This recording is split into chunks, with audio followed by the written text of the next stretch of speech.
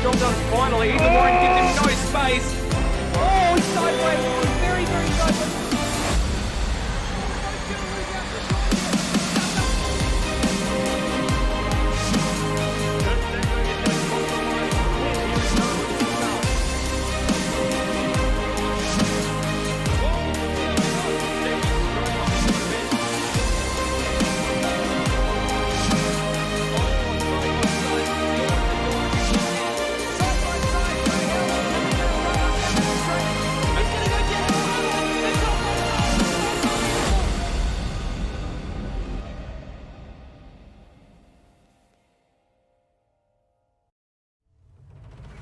A very good evening to you wherever you're watching around the country and indeed the world, and welcome to the 7th round of the Automobilista Supercars Championship.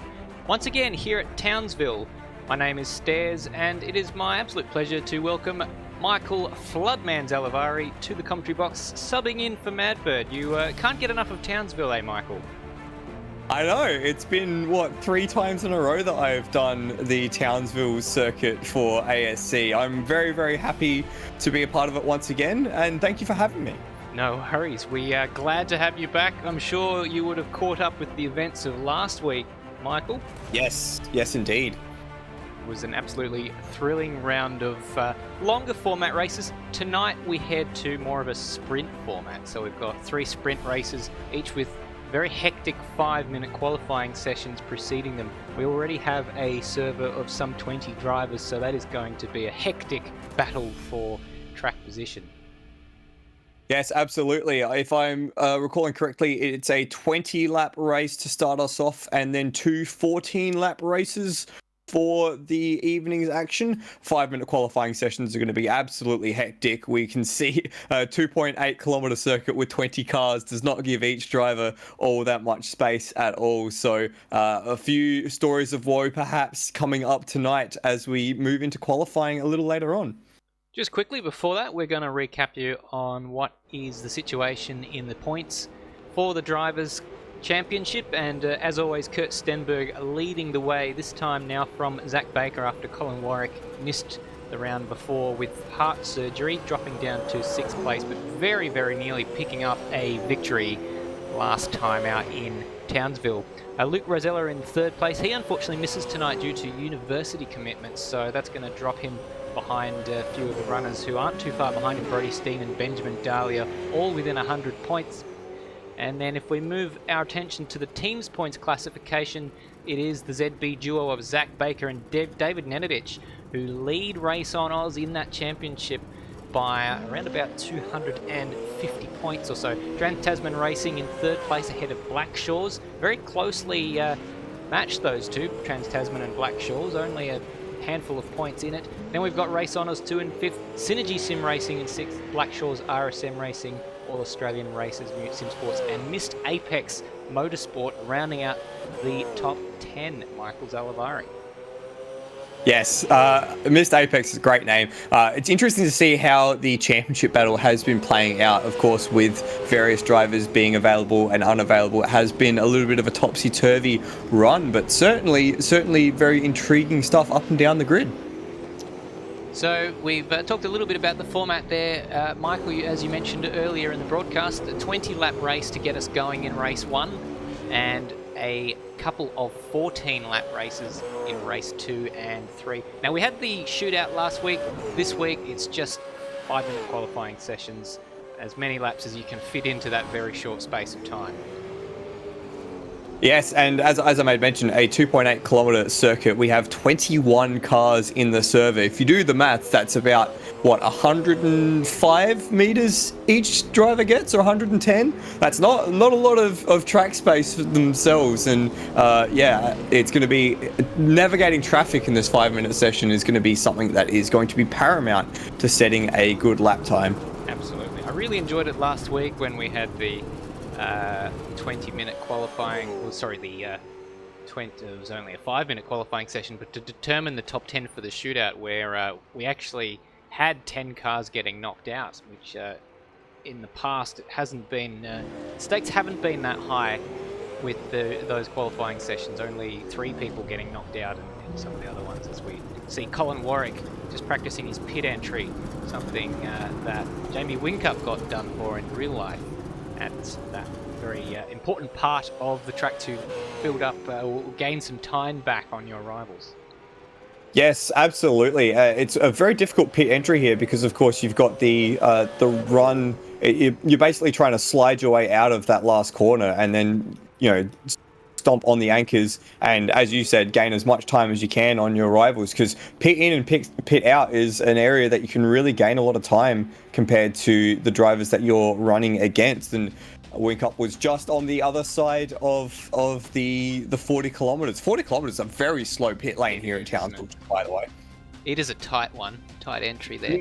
Practice has just finished, and just before we start qualifying, we had the pre-qualifying session over the weekend to determine the drivers to fill out the server tonight, as is the new method for filling our main series events, which has been trialled last week and worked absolutely terrific.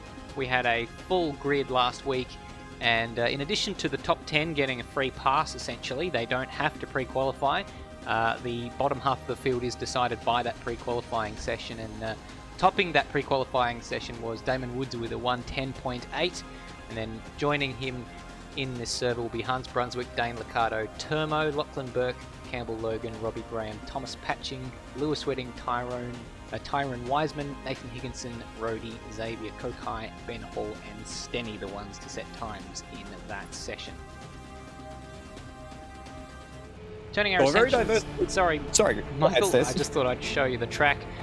Turns 1, 2, 3, and 4 in this 2.85 kilometre circuit. Qualifying record stands from 2020 with a 109.618. That's set by Dane Warren.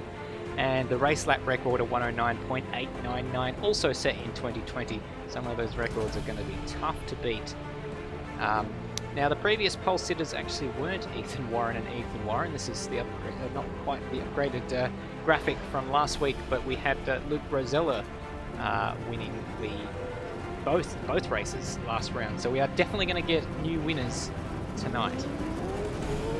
It's what we want to see, right? More people close to the top step as the field files their way out onto the grid, or not to the grid, sorry, onto the racetrack at the start of this qualifying session. It's the ZB car of Zach Baker who is the first one out on track, but it is a very, very busy main straight as everyone, it seems, has just filed straight onto it. Yeah. And you have to. A couple of cars remaining in the pits with Lewis Wedding. I think I saw Dodger was still in the pits. Hans Brunswick, so similar strategy from the two Ultimate 9 Racing guys. That's a Lewis Wedding classic move, staying in the pits at the beginning of qualifying, because he doesn't want to get himself messed up in the melee that is the first part of qualifying. That's all well and good, but then you do limit the amount of options you have and the attempts you have as well. I mean, on one hand, you could get balked. On the other hand, you could miss out entirely. And there's a few drivers who are making some very interesting choices around this lap, trying to make passes or get out the way, try and find themselves a little bit of space. But it will be Zach Baker who will be the first one to cross the line, the first one to set a competitive lap. And Kurt Stenberg behind him has got a good bit of space. I don't think he's going to catch Zach Baker on this lap. So these guys that got onto the track first, they'll have the best of the early running in this qualifying session. Well, early running, I say that, we still have only 3.5 minutes left in this 5-minute qualifying session. We are a significant percentage of the way into it already. Yes, it's almost a quarter of the way through, as we've got a very congested turn 1. I think that's Dane Liccardo and T. Wiseman and C. Logan. I'm still trying to get speed with all these names, all going through nose to tail. And in fact, Liccardo just lays down some licorice on the exit of turn 3, so I don't think he'll be too happy with that. So early times, very busy. Purple sectors coming up, an identical middle sector for Kurt Stenberg and Colin Warwick that is 16.722. I think it was Lachlan Burke who's got the fastest first sector with about 15 times on the board through there. So good job from Lachlan Burke there. We're watching Zach Baker at the moment come through the final corner. He's going to be the first man to set a lap time in this qualifying session. and it is a 1:11.684. Not too bad. Kurt Stenberg immediately usurps him 7/10 up though. Yeah, and that was all in the middle and last sector. 33-1 from Kurt in the last sector. We've got more times coming in. Colin Warwick is the next one. He's 3/10 down. Lachlan Burke with that electric first sector hasn't quite gone on with it. He's 7/10 down. A lot of drivers in the about the 7/10 away region, and a lot even further out. And Kurt just spun on the exit. I think it was of turn 4.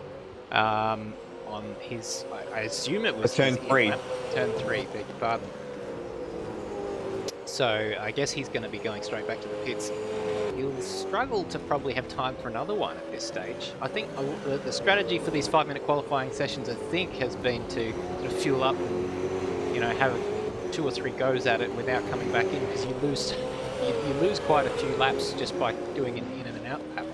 Yeah, and if I'm not mistaken, Stairs, you aren't allowed to just exit back to the pits in this series, are you? That's right. They tend to. Scott Stancliffe has found his way into the wall.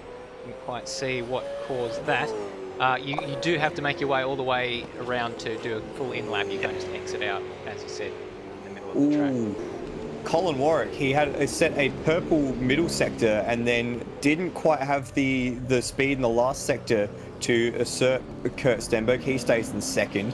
Damon Woods is now up into third for the ERT team. Good job from Damon Woods. Here he is in his Evolution car. You can see as he's just pulling over to let someone through. He was up to the first sector as well, up on his PB. Must have made a mistake somewhere. So just looking at the timing screens, it was 21 flat. Yeah, it was a good first sector. He's obviously made a mistake somewhere.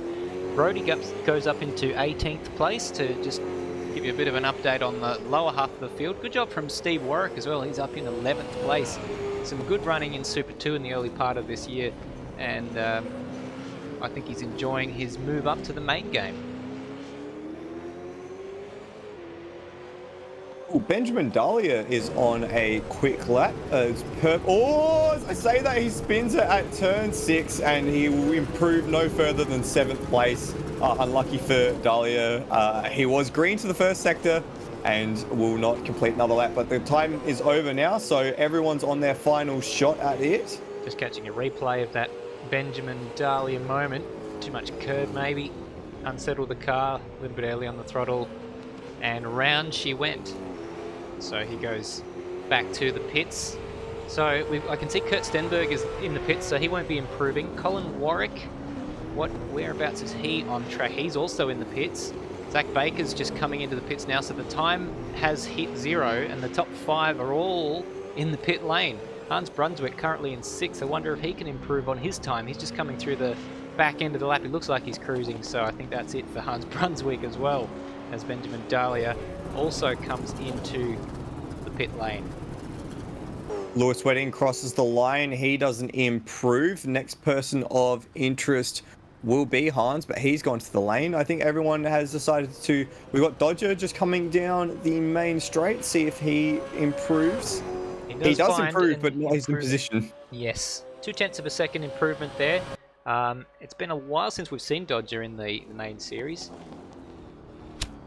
And I think that is everyone on track. Campbell Logan might be the last one. He jumped into 9th, and no, he's finished his lap as well. So that is your qualifying session. Very short, sharp and sweet one.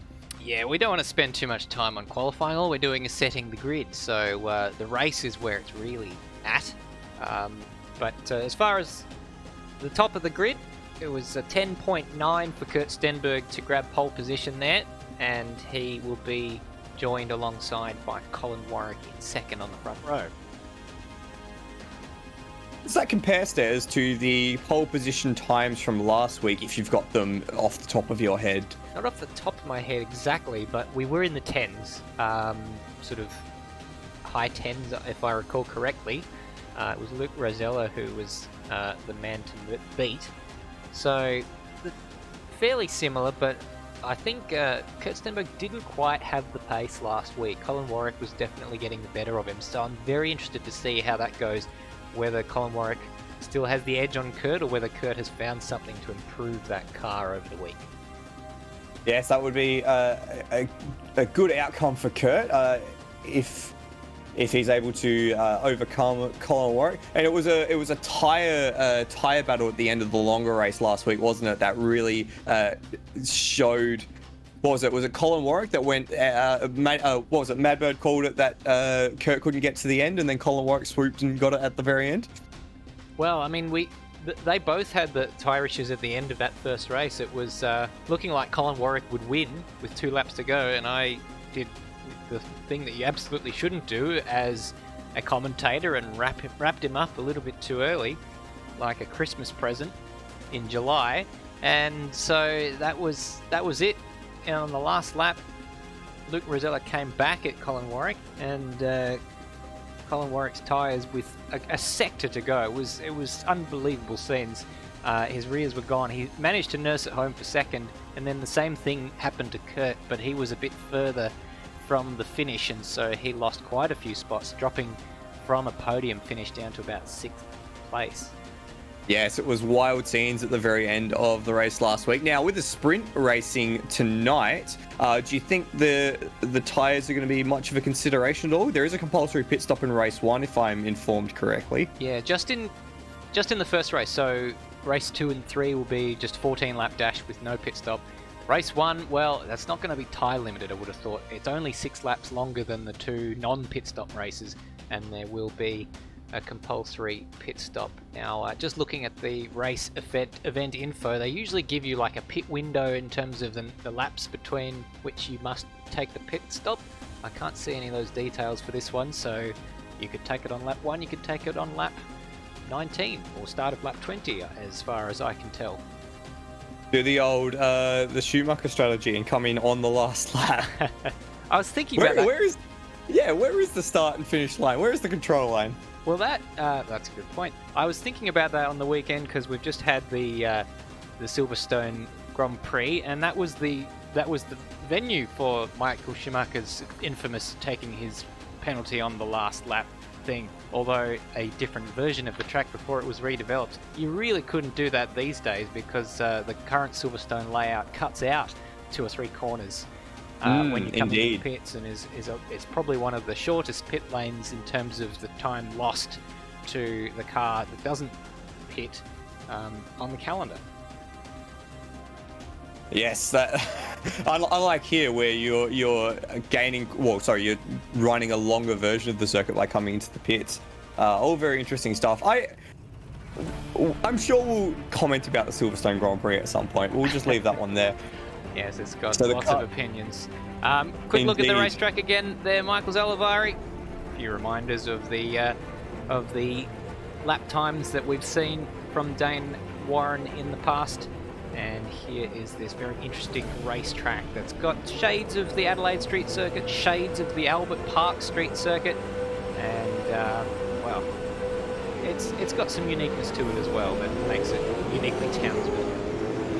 It's uniquely terrifying if you're a left rear tire. So even if the tires aren't going to be the limiting factor tonight, you may see a few people overdo it on that left rear. But the cars are rolling away, and let's go through the grid. On pole position, it is Kurt Stenberg who is on the pole. He has Colin Warwick for company of the front row of the grid. Damon Woods is in third, the Evolution Racing Team number 56, and he has the first of the ZB cars, Zach Baker, in fourth place. In fifth place is Lachlan Burke in the All-Australian Races number 444 Mustang, and he has another Mustang for company, Hans Brunswick, sneaking into sixth in the Ultimate 9 Racing Machine. Benjamin Dahlia, we saw his spin at the very end of qualifying. He sits in seventh, and he has the Brodie Steen Machine, Race on Oz number 13 car for company on row 4. Campbell Logan sits in ninth, and Dane Liccardo in the second of the Evolution Racing cars rounds out the top 10 stairs. Moving on, we've got his teammate Tyron Wiseman, the second Evolution Racing Team car, starting out at 11th place, ahead of Lewis Wedding for Ultimate 9. So 12th place, not too bad for not contesting the first part of qualifying. Steve Warwick's behind him, father of Colin Warwick. And then we've got Nathan Higginson in 14th place for Higginson Media Engineering there. Good livery, I like that one, with Autodesk sponsorship on the side. David Nenadich down there in 15th place. He'll be looking for some good points for the team's championship. Udrit Mishra, good to see him back after his tale of woe at last year's Bathursts in 16th place. And then we've got Ben Hall in 17th, Rhodey for Ultimate 9 in 18th place, Brandon Dostal in 19th, RSM Latino in 20th, Scott Stancliffe in 21st, rounds out our grid. And one of the Evolution cars there, heavily pointed to the inside. So I'm pretty sure that is Dane Liccardo, who is very much angled. So we'll see how that works for him. Yeah, absolutely making his intentions clear as we await the lights to get this absolutely cracking night of sprint racing underway. Off they go. Kurt Stenberg versus Colin Warwick. It's an absolute drag race, but I think just edging him is Kurt Stenberg. Look at Zach Baker in the inside. They're getting racy. Down the inside is Colin Warwick going to have a dip. It's almost 3 wide as they go down to turn 1, but they all file in behind. And are they through? Clearly very, very wide line for Kurt Stenberg, and he leads the way. Yes, just managed to sneak around the outside, did Kurt Stenberg. Zach Baker and Lachlan Burke side by side through turn 4. They're going to sneak out the other side just nicely as they come through the far section of the track, and everyone's single file here. Looks like everyone's gotten through mostly cleanly as well. Yeah, great to see with an enormous grid of cars that they can all navigate 3/4 of the first lap cleanly. I won't say the full lap cleanly because they haven't done that just yet. Last week we saw all sorts of crashes, so Lewis Wedding up 1 spot. He was one of the cars that got tied up last week, as we see Benjamin Daly looking like he was going down the inside of the Ultimate 9 car there. And we've got a yellow flag at the hairpin. I'm not quite sure what the cause of that is, and it's Nathan Higginson who's spun around in 21st position now. That's been cleared, so it's all good. Unfortunately for Higginson. Yeah, so he drops down to 20th place. That's unfortunate for him. We'll see if we can catch a replay of that incident. Here it is. And looks like he got himself he actually got a tap up the rear, but he was locked up on the rears, I think, on the way in and struggling to get it stopped. And then I guess at that point he was already going a bit slower than normal and took by surprise the car behind him. Yes, which was Steve Warwick, who now has redressed that. Back at the front, it is Steve's son, Colin, who's leading a train of 4 cars from 2nd place down to 5th. And this has enabled Kurt Stenberg to step away to the tune of 1.5 seconds already now that's at the head of the field. That is a surprise to me, Michael, because he was one of the pace men last week. Maybe he's got some sort of strategy in mind, a little bit of tyre saving. I don't know. We weren't expecting this to be a tyre-limited race because they do have to make a pit stop in here, but maybe he's only going to come in for 1 tyre or however the minimal number of tyres that you're allowed to change is. Yeah. I would certainly expect that. I don't think he'll change all 4 tyres, but Colin was setting 10 9s in practice as Zach Baker goes to the outside and try and wrap around the outside of turn 2. If he can hang it out there, not quite. So Colin, again with the defensive line, he really seems to be struggling in this early phase of the race. Yeah, very, very early to be defending, I would have thought. Eyes backward, not forward. So you're right, that train, it's very reminiscent of the old Trulli train back in the sort of 2000s era of Formula 1. Good to see Lachlan Burke in there. I mentioned in qualifying that he had a fast sector time, so he managed to get a decent qualifying session with a very good watching brief on this battle between Colin and Zach. And then Damon Woods and Benjamin Daly are behind him. It's an angry battle pack. I'm sure it's going to end in tears. I just don't know when or where at the moment as these guys file through the final sector. The gap to the front now, though, is, it's 3 seconds or something like that? 2.5 seconds? Kurt Stenberg's fastest lap, a 1:11.4, and he's done 2 purple sectors on this lap that he's just finished. And there's a little bit of a delay as it comes up on our live timing screen. So 1:11.4. Wasn't quite as quick as his previous fast lap, as most of the top 10 set personal best laps. And Damon Woods, I think, going down the inside of Lachlan Burke there. not quite able to get it done. We'll slot in behind though. This is a very tasty battle pack that's going to keep brewing for the next few laps, I think. If you're in this battle pack, by the way, Stairs, what do you reckon? Jump out of it early, try and take an early pit stop? Yeah, I mean, what would you reckon the pit transit time is? Around about 30 or 40 seconds, so I don't know if it's worth it, because they will catch the back end of the field, and they might be doing something completely different on their pit strategy. It's probably a good strategy in a longer form race if you find yourself. Oh, Zach Baker's locked the rears and nearly slides into the back of Colin Warwick there, and somehow managed to make that a minimal impact. It was quite a slow speed impact, which if anything advantaged Colin Warwick, because he found some breathing space to breathe down. I knew it was going to end in tears. They've managed to escape this time, and in fact, that's a 2 or 3 car length gap for Zach Baker at the minute. Just a bit further back, as it looks like Benjamin Dahlia is looking very racy to the inside and goes down the inside of Lachlan Burke. Burke was at the front end of this group not too long ago. Has he run into an issue, perhaps? Yeah, we'll follow up on that. That is a bizarre... I suppose he must have got caught up when Zach Baker got it all wrong, sort of towards the back end of the lap, and crashed into the back of Colin Warwick. We didn't quite see because we were busy watching everyone else there. Indeed. I'm just looking up and down the field for some other battles. I just want to shout out to RSM Latino, and I believe it's Braxton Stancliffe running tonight, not Scott Stancliffe. Oh, both of them started on the... Yes, indeed. Both of them started from the tail of the field up to 13th and 14th, up 8 places each, and engaged in a battle for 13th at the minute. So well done to the pair of them.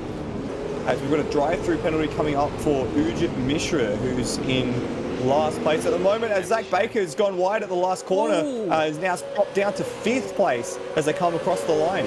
And in the back of that shot, Lachlan Burke lit up the rears. He's been very, very sideways for a lot of the lap. I think that, well, we saw that replay earlier on where he lost the position to, where Lachlan Burke lost the position to David Woods. Just going to interrupt you there, Stairs. A bit of a biff and budge at turn 2. Hans Brunswick in 10th. He's dropping down the order now, very late on the brakes, and actually made contact with, I think it was Tyron Wiseman through the middle part of the corner. So that's another battle pack of 5, featuring Dane Liccardo, Brody Dean, Tyron Wiseman, Hans Brunswick, and David Nenadich. Yeah, just saying, watching the replay of that, Wiseman turned in on him. I'm pretty sure Hans Brunswick had got more than enough of the way up the inside to have commanded a bit of space, but Wiseman did not seem to be wise to his presence there. Yeah, well, it's one of those things. He's come from very, very deep. I wonder, had Wiseman not been there, would he have made the corner?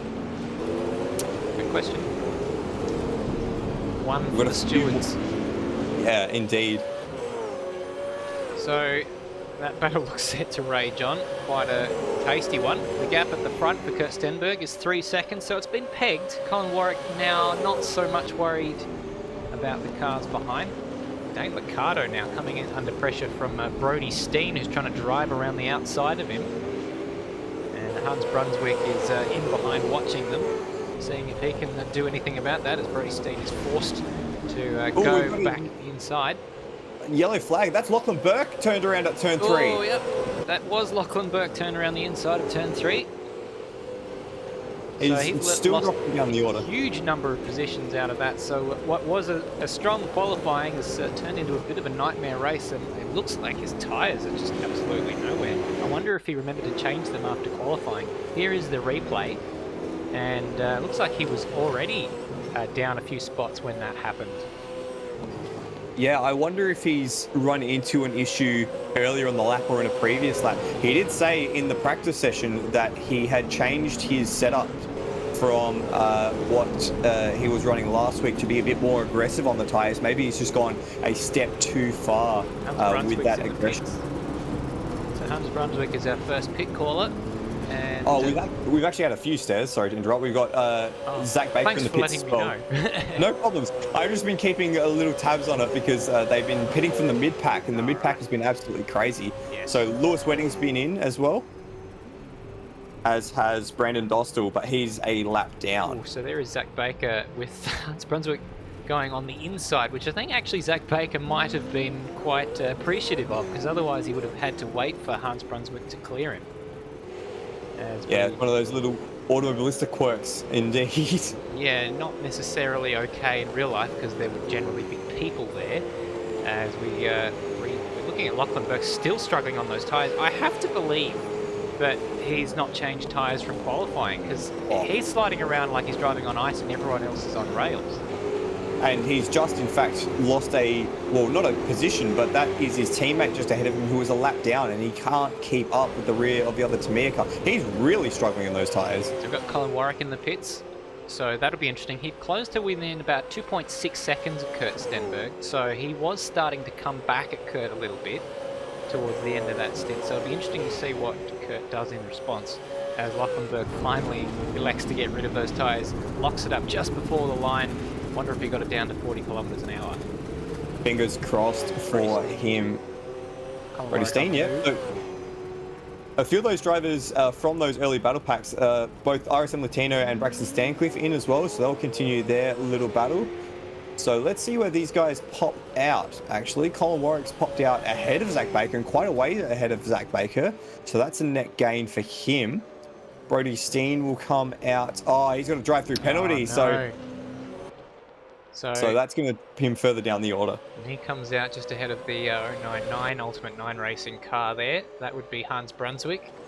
Yep. And then just in the background is Lewis Wedding. Lewis Wedding is also taking a pit stop as well. Yeah, so Brody Steen not making it too difficult for Hans Brunswick on warm tyres to get past, as he had the penalty anyway, so there's really no point in fighting it. So that's a real shame for him. Race on Oz really need points to try and reignite their battle with ZB, but it doesn't seem to be happening. Yes, unfortunate for Race on Oz at this stage. Hopefully, Sean Allen's not here tonight, is he? No, he's taking a bit of a break at the moment. Now, Kurt Stenberg, the race leader, has just lapped Lachlan Burke.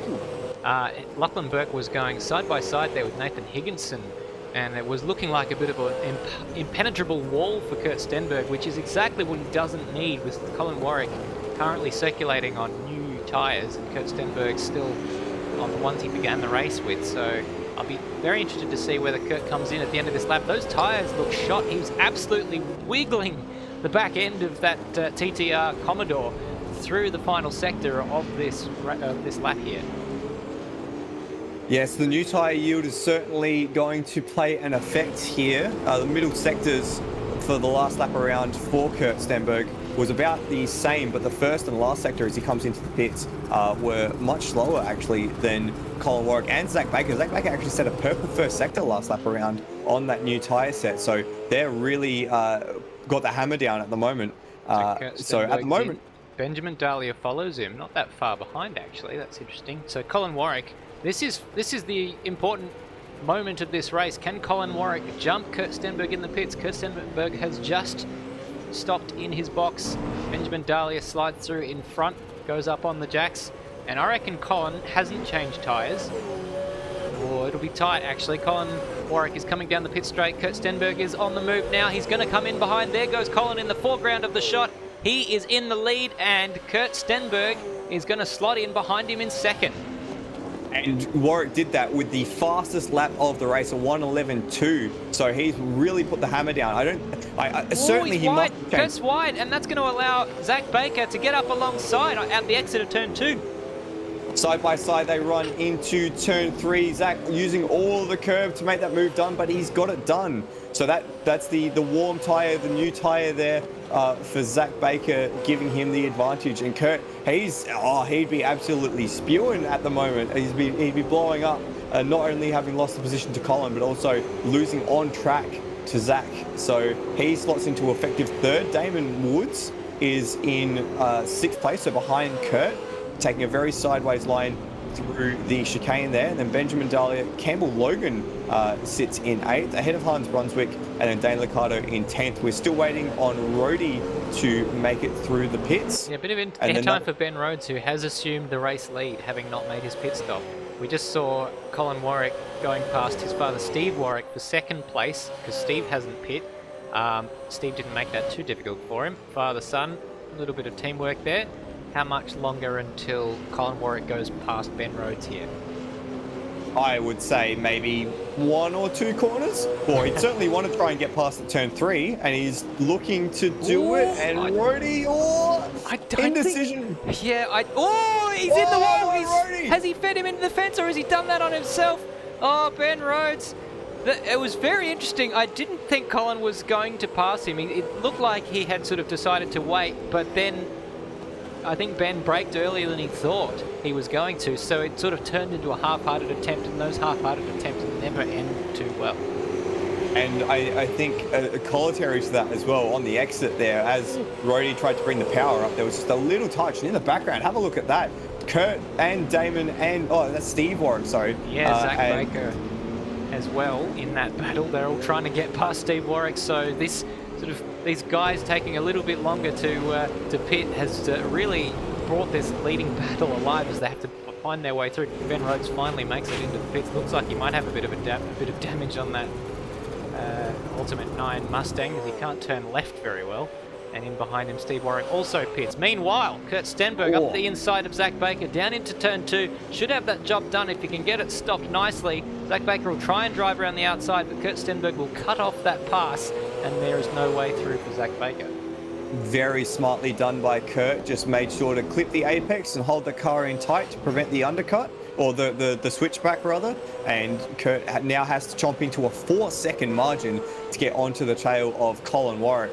And that 4 seconds, it was 3 seconds prior to the pit stop. So that's the undercut in action there, in front of your eyes. That's 7 seconds that Colin's managed to find somewhere in that 3 or 4 lap period. So looking good. I will not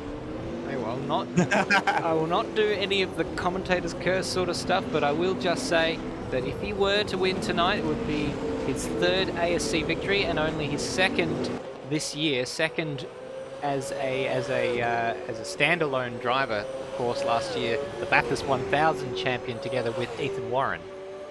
I'm just going to bring your attention to 9th and 10th on the field stairs. David Energix just getting through on Lewis Redding. Remember, Lewis Redding was one of the very early pitters, so he's going to be a bit more tyre limited.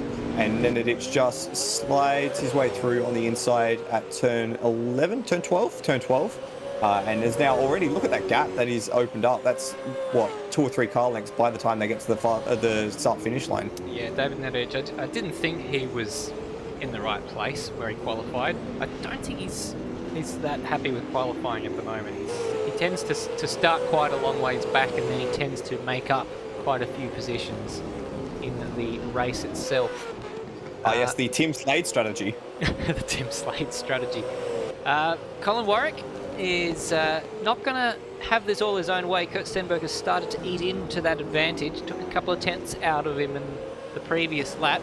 And Colin Warwick is starting to deal with some traffic there as he laps a car who then crashes into the wall behind him. So that was an interesting moment there. That was Brandon Dostal, who almost torpedoed the race leader. Yeah, so he would have lost a little bit of time trying to decide which side to go, as looks like he hits.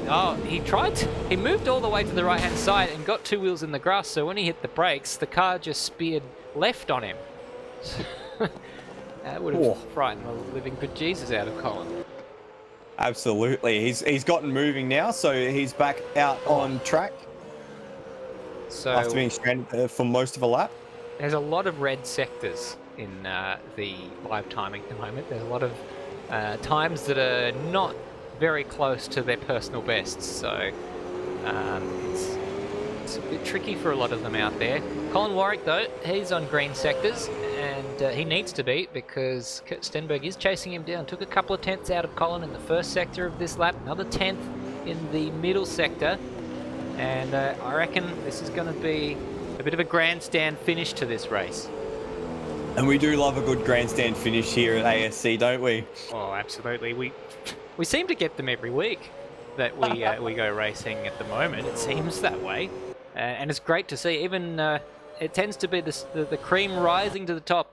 They mentioned in their post-race interviews after the round last week that it was a lot harder to get to the positions that they find themselves in with these bigger grids because of the qualifying sessions. There's a lot more traffic. If you make one mistake, you lose 5 spots instead of 1 spot.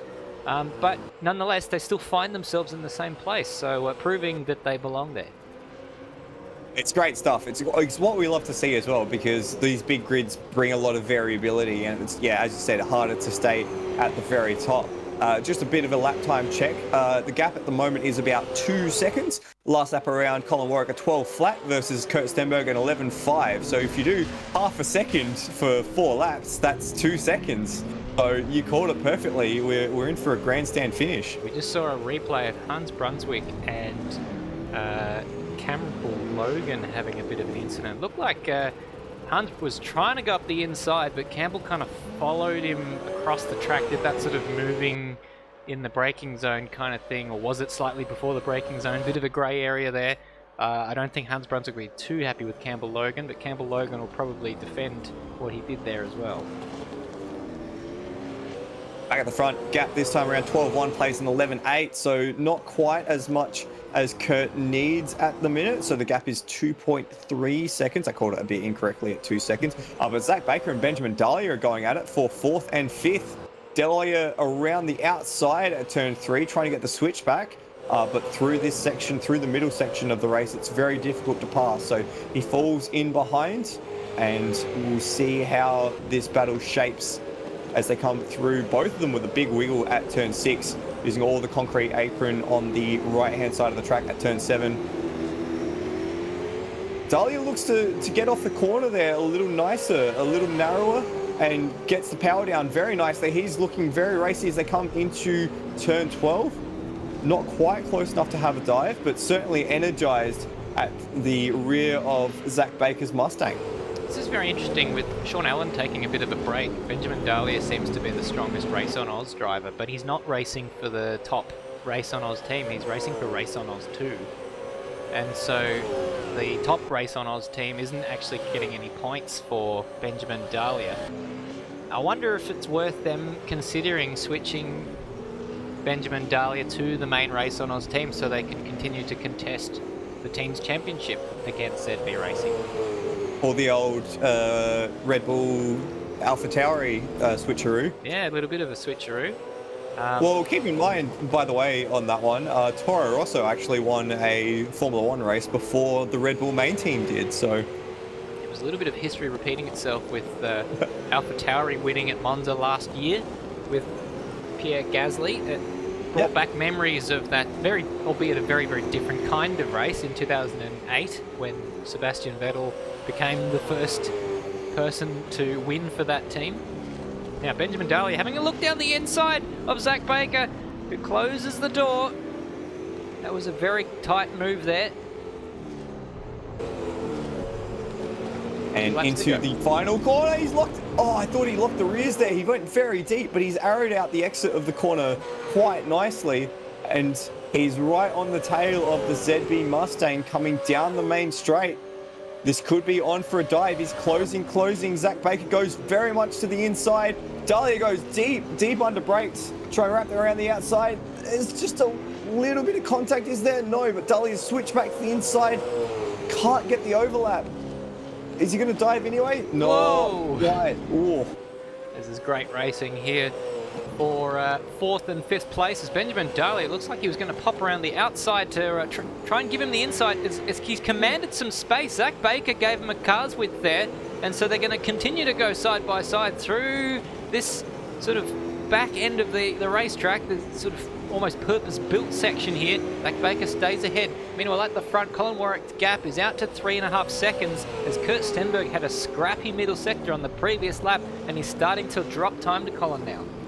Yeah, it's actually been a trend through the last 2 or 3 laps that Kurt's actually lost time in the middle sector. So maybe those tyres, as he lays down 2 licorice strips on the exit of turn 1. It's a Shane Van Gisbergen sort of move down the inside of the final corner. Benjamin Daly, it looks like he's tried to get the move, but better drive for Zach Baker. Benjamin Daly is going to have the outside line through turn 1, but he kind of backs out of it. Was going for the inside, which was very heavily covered by Zach Baker, who's tight to the inside line. Benjamin Daly will try and drive around the outside and doesn't quite get that job done because there was not a lot of room there. Zach Baker manages somehow to stay head still. We are on the final lap. They're going to side-by-side down the chute over the river. Side-by-side through turn 5. No! Bit of circular lag. I thought Benjamin Daly was out in the weeds, but somehow he's managed to get through. Zach Baker is going to lose that position. Meanwhile, right back at the front, Colin Warwick is coming through the last few corners at the moment. He is going to grab his second win of the year, only his second as the sole driver. And a great job from Colin Warwick picking up the win that eluded him last week. What an absolutely terrific one. Less than a month after having heart surgery, Colin Warwick comes across the line from Kurt Stenberg, and Damon Woods rounds out the podium. A fantastic drive from Damon Woods, a little bit kind of anonymous towards the back end of that race, but well done. And Benjamin Dahlia holds off Zach Baker for 4th and 5th place. What a finish between those two guys for the Miners. Dane Liccardo will come across the line in 6th, 4 places up from where he started. Campbell Logan manages to come home in 7th. David Enedich in 8th. We've lost Hans Brunswick from that late part of the top 10. Tyron Wiseman 9th. There is Hans. He will come across in 10th. Maybe paying a little bit too much for that early pit stop. RSM Latino 11th. Lewis Wedding in 12th. Brody Steen, after that drive-through penalty, will come across the line in 13th. Braxton Stancliffe up 8 places to 14th. Well done there. And then a little bit of a battle pack at the end. Steve Warwick, Ben Hall, and Lachlan Burke. He's going to lose a position. He lost a position to Rody in the last straight there. Was he showboating? I suppose there's nothing much to showboat about. Let's see if we can just catch a replay of that. That was an interesting moment. Where his tyres gone again? He'd gone side by side there with the number 19. Oh, no, he wasn't showboating. He got a bit of a side bump, which sent him spinning around. He managed to get it facing the right direction, but just lost that position to Rody right at the end. That's an interesting finish, to say the least. And here is Colin Warwick, the man of the moment, celebrating his victory.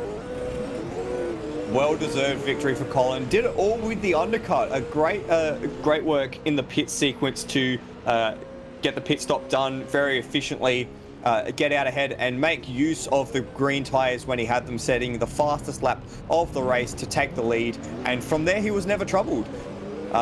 Maybe troubled a little bit by his burnouts, though, as he spins to the inside of the circuit. Very well done from Colin, and a great recovery after running out of tyres on the last lap of the first race last week. Yeah, well, we didn't reckon this race would be tyre limited, and it didn't appear to be for anyone aside from Lachlan Burke. I'm a bit worried about him for the second 2 races, of which there isn't a compulsory pit stop, if that's what happened to him in race 1. Maybe he doesn't know how to change tyres. We have had this issue with experienced racers coming in, but not quite having the everything set for their pit menu to change tyres. Yeah, quite possibly. Surely Lachlan Burke, he's done a lot of racing, a lot of different series. He maybe just had a brain fade and forgot to do so, or something's gone wrong with his setup or something. Maybe he's gone too aggressive. I did mention that he did say that he was trying to use a bit more of the tyre in his setup, so maybe that's something that he might have to work on for the next race. All in all, though, great racing throughout the field. And we've still got 2 more races. We've still got 2 more races. And it's not progressive grids. We do have another qualifying session for each of those 2 races. Just 5 minutes for each qualifying session. And so that will get underway fairly shortly indeed. 2 14 lappers. So, well, that was a sprint, but it was the longer of the sprint that we've just had. Bit of an experiment from the admins to start the night with the longer race. In the past, whenever we've had 2 different race lengths in a championship round, we've tended to start with the shorter race and then go towards the longer race, but they're trying it the other way around, and it seemed to work pretty well last week, so they've persisted with it. It certainly was a lot of fun. I hope the next 2 races can measure up to that. Surely they have to, if they're going to be absolute balls to the wall sprints. Maybe without the pit stop sequence, Kurt Stenberg might hold on to a race win, perhaps. Sorry, that sounds like I'm throwing shade at Kurt. You are throwing shade at Kurt Stenberg. The championship leader, he doesn't have to do anything but finish in the points, really. So he's absolutely proven himself. He was victoryless last week for the first time this year in a championship round. So that was not something we could have said of him last year. So I think with last week, with his he was in podium contention until the last lap in the first race, finished 6th, and then came, I think it was 2nd in the second race. If that, by his standards, is a bad night this year, you know you're having a pretty good year. Absolutely right. And I think Stenberg has had his superstitions about having the number 1 on his car in the past. He has. He mentions it from the outset. He said that to me before the season even started, and then the season started with him barely able to join because of a storm that had knocked out his power. So I know there's nothing you can do about that, and you know, it's one of those things I think we all know because of events of the last year that, you know, you kind of have to put the events of what's going on that's out of your control, out of your mind, and try and work around it. But I think he does let it get to his head sometimes, and it can affect him in races. Yeah, he does seem to be a bit of it's part of it's like a confidence driver sort of thing, but it's certainly he needs to be in the right mindset to really go for it. And when he has been in the right mindset, we have seen some absolutely incredible drives from him. I think one that comes to mind is it was at the Bathurst race, not last year but the year prior, where he just absolutely smoked the field after a mid-race safety car and was untouchable for the second half of the race. Even last year's Bathurst event, taking on the challenge to try and make that last stop work, he did 30 laps on a tank of fuel or something absurd like that. The longest stint anyone had seen all day, and only just lost out in the very last throws of the race. So when he's in the right mindset to really tackle something like that, he can do amazing things. Let's hope that he can do that for the rest of the race tonight. Yeah, I'd say that he's one to watch out for again this year at Bathurst. I reckon they'll be thinking last year's was the one that got away. He was the first ASC Bathurst 1000 champion together with Jake Maloney in 2019. I'm sure they wanted to make it 2020, and they were the favourites going in as the champion-elect in Dane Warren and the championship defender in Kurt Stenberg teaming up. It's on paper, it's hard to find a better pairing, so if they pair up again this year, they will be hard to beat. But Colin Warwick and Ethan Warren, the defending Bathurst 1000 champions, well, I think Colin Warwick has found some speed this year, and Ethan Warren is a very, very strong teammate as well, which we saw last year in the Bathurst 1000. Absolutely, and I am very excited to be hopefully a part of that broadcast again. If we have anything like the setup that we did last year, it's going to be an absolute blast of a time.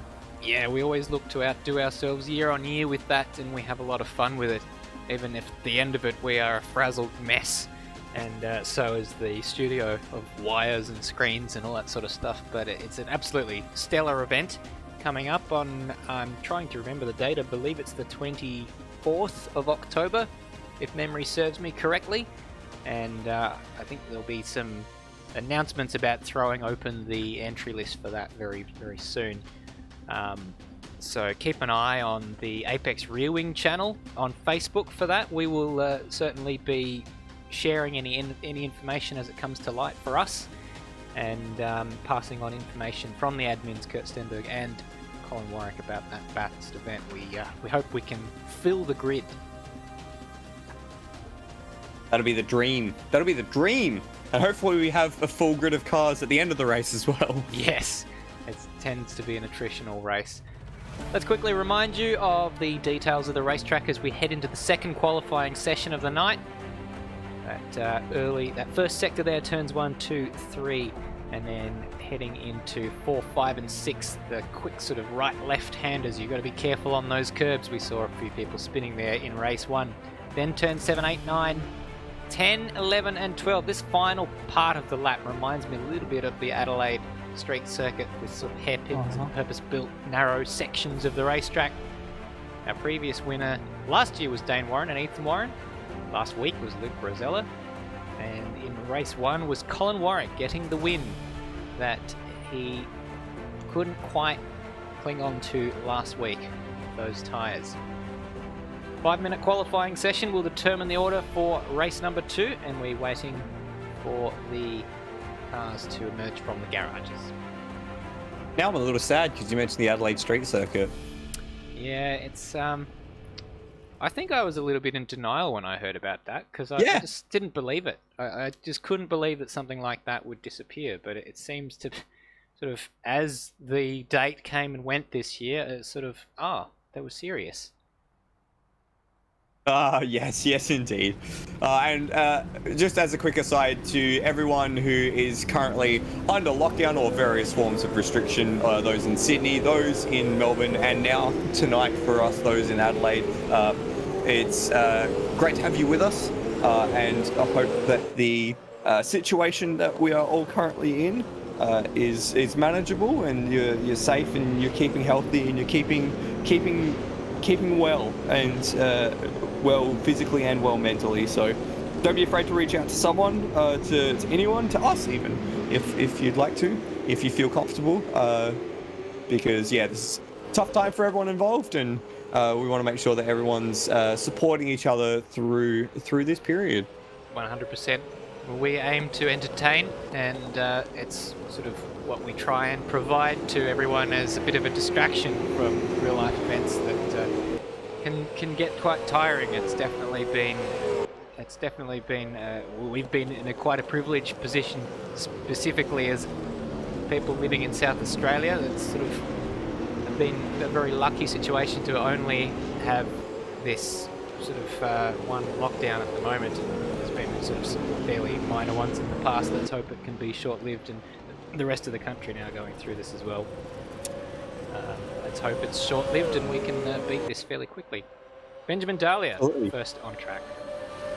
Yes, he's the first one ahead of the pair of the ZB racing machines, so he will be the one to get the timing screens alight. Once again, everyone in a very short section of the track at the minute. Most people can find to either the main straight or sectors 1, and we've got a yellow flag on the main straight, just someone leaving the pits very slowly.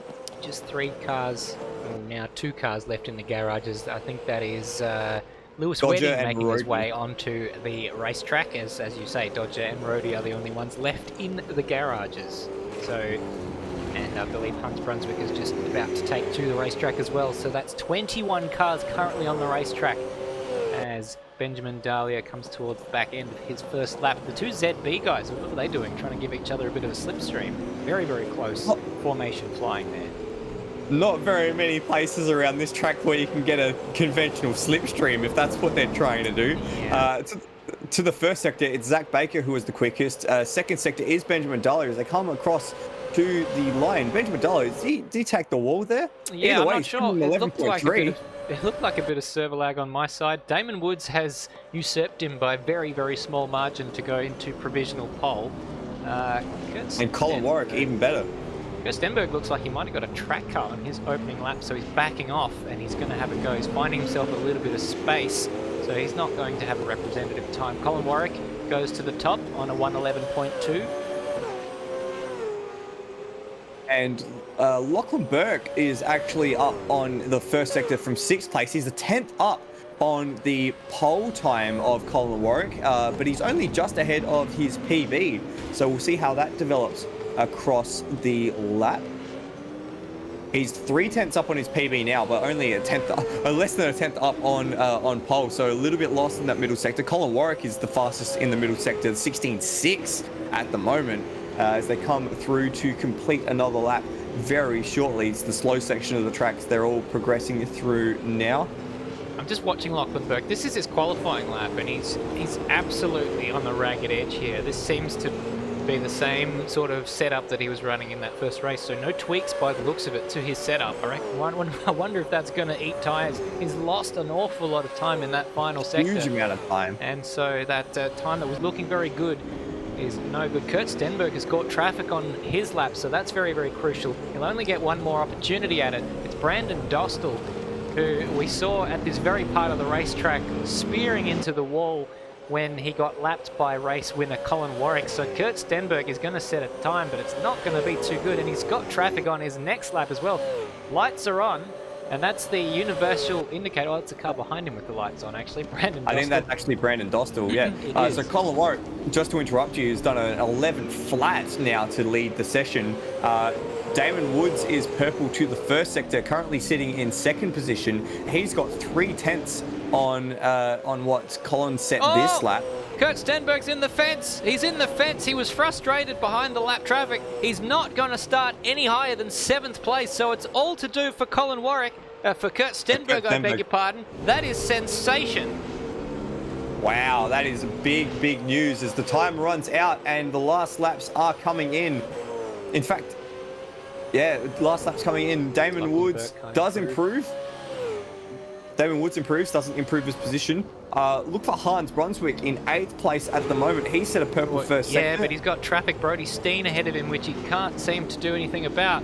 All over the back of Brody Steen, who's comparatively parked on the corner there, as Hans Brunswick is going to see all of that good work undone at the end of this lap. That's unfortunate. So he's going to race him to the line.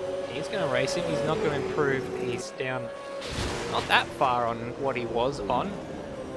Lachlan Burke's attempt at another lap has not netted him anything, as he's sort of spitting the tyres up. So any more cars left to take time? Looks like we've got not Zach Baker. David Nenadic is on a lap, but he might be coming into the pits, actually. He's coming to the pits. And as far as cars left on the track, Benjamin Daly, as you say. He was the first one to cross the line as the checkered flag fell. So that is the end of qualifying. It is Colin Warwick from Damon Woods, Benjamin Daly, Zach Baker, David Nenadic, a much more representative position up into 5th. Lachlan Burke in 6th, 1,000th of a second ahead of race 1 winner, race 1 second place, Kurt Stenberg. So that is going to be a huge open goal, you would think, for Colin Warwick, who started second in the first race and was able to overtake Kurt through the pit stop strategies and drive away from him on sheer pace.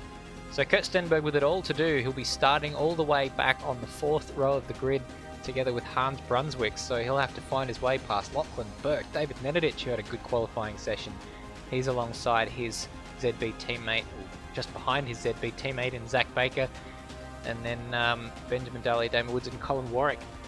So if he wants to win, he's going to have to pass all of those guys. And the intriguing thing for me, Stairs, just thinking back to race 1, is remember at the start, Colin Warwick had this massive train of cars behind him. We had, Warwick, Burke, Damon Woods, Benjamin Dahlia and Zach Baker all in a group of 5 cars being led by Warwick in this train. And as soon as that group broke apart, Warwick was off like a rabbit out of the gates.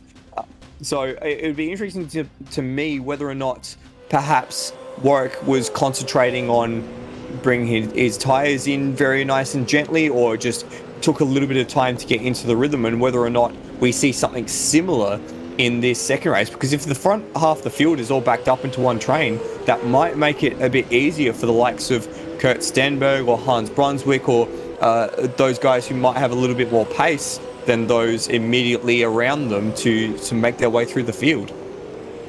That'll be a very interesting phase of the race towards the back end of the first sprint. I'm calling it the first sprint. They're all really sprint races, but the first sprint without a pit stop, because when they get to the end of lap 14 and the second race tonight, that will be the longest that they've been on one tyre tonight. So how do the tyres last after 14 laps? That'll be a very important question to have answered. Indeed. Intriguing stuff. Because last week we had 2 pit stops in the first race. That was 44 laps, if I recall correctly. You're waiting for me to give you affirmation. I don't have a memory that good, I'm sorry. Either way, it was 40-something laps, and then the second race was 20-something laps. Something like it was about half distance of the first race. Yes. So even with the longer stints in the first race, we were only seeing high teens sort of stints.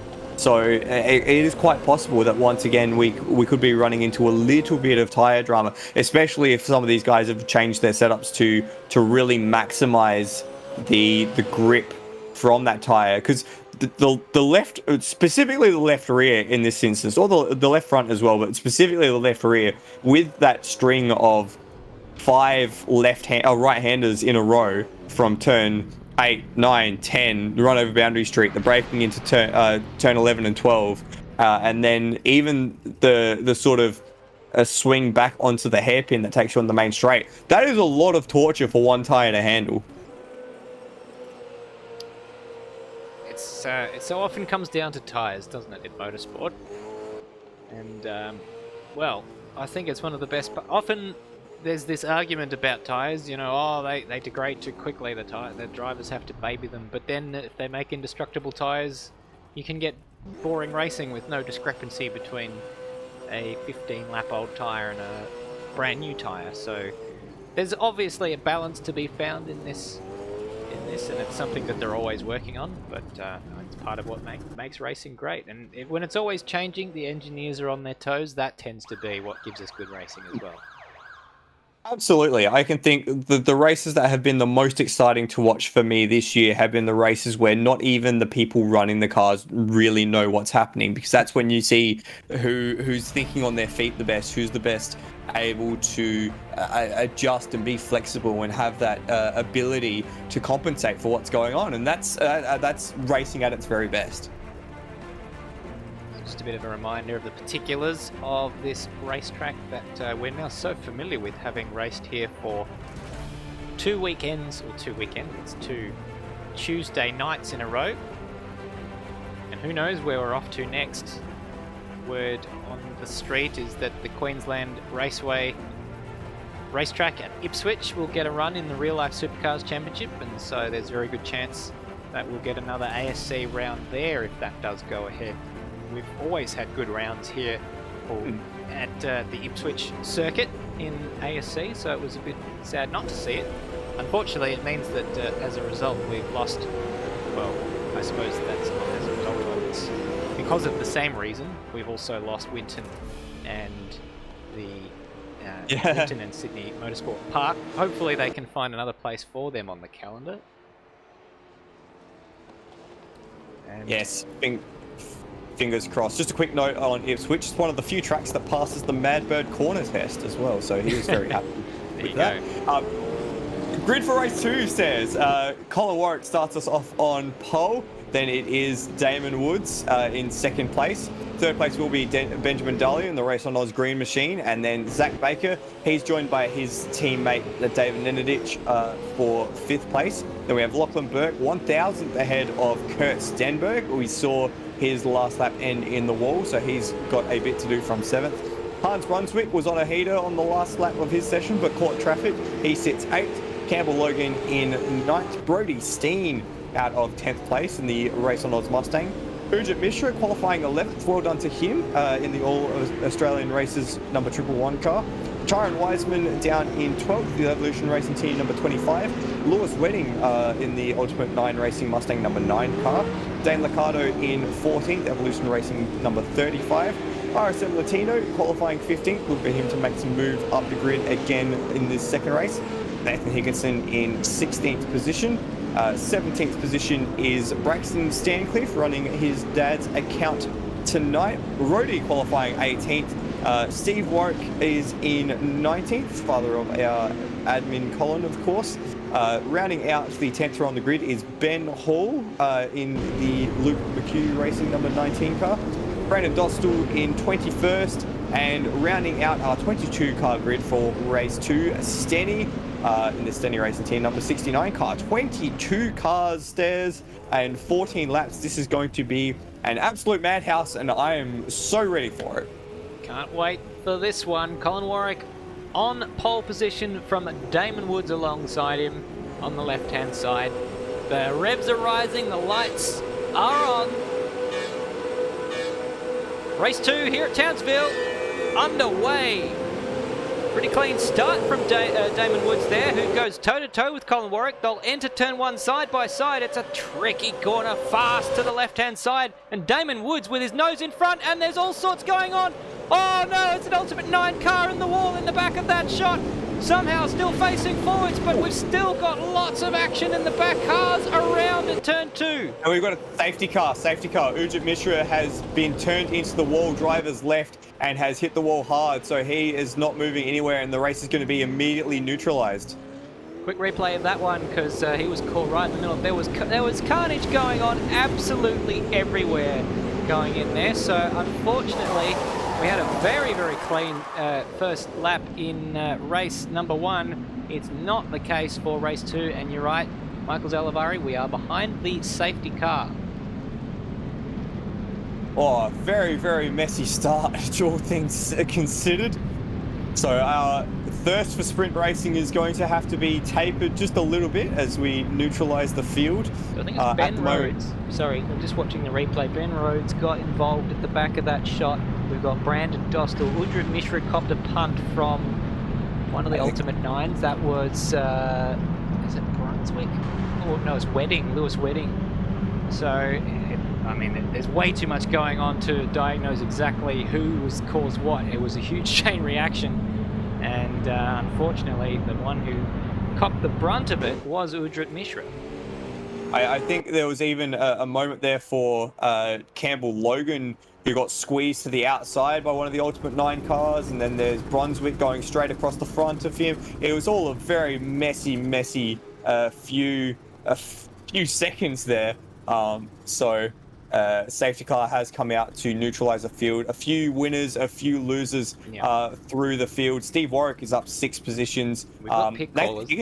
This is all people say. This is all people with damage, I believe. Hans Brunswick, yes. Ujit Mishra, Lachlan Burke. That's an interesting one. I'm not sure that he got damaged because he would have been ahead of it. There are no compulsory pit stop, of course, in this race, so this is not time that they're going to get back. Brandon Dostal has got himself a drive-through penalty, so presumably that is for speeding in the pit lane. So that's not good at all because he is going to lose another huge chunk of time when the safety car comes in. So as I was mentioning, all of those cars, they're not going to get that time back when other cars pit because they won't pit because they're not compelled to by the rules. At least they will be able to get onto the tail of the safety car train, though. A few more winners. Tyron Wiseman up 5 positions. Oh, and we got Malarkey at the tail of the field under safety car. Stephen Warwick has hit the wall or has been turned into the wall or something, because I saw him sideways in the background there. The field checked up, and yeah, he's been pitched into the wall by Dane Liccardo. Unfortunately for Dane, just kind of had nowhere to go as the field all compressed. Yeah, they came around the blind corner at, I'm trying to remember which one that is, turn 10 or something. Turn 10, yes. And yeah, that's a bit of sort of amateurish, not aware. I mean, you've got a track map. If you haven't, you should have it switched on. You know where the safety car is. You know that the safety car doesn't go at racing speeds. And you know that you're catching it, and there's no point being right up the clacker of the car in front of you because there's no time to be gained. So I don't know if they thought there was going to be a restart on that lap or something, but they were definitely in a hurry, and unfortunately Steve Warwick is out of this race. He's had to retire as a result of that damage, so that is a huge shame for Steve Warwick, who through no fault of his own has found himself out of this race. Yes, that's very unfortunate for Stephen. Yeah. have nothing I can say in defense of Dane Ricciardo. Oh, there you go. He said the line. Madbird. Well done. I did it all for Madbird. Sorry, Dane. It wasn't Dane again who hit him, was it? It was. It was. He was the car behind. It just seemed that there was a gap in front, and they'd all of a sudden checked up, and yeah, Dane was just the one unlucky enough to be in the position. And I don't necessarily think that that's entirely Dane's fault.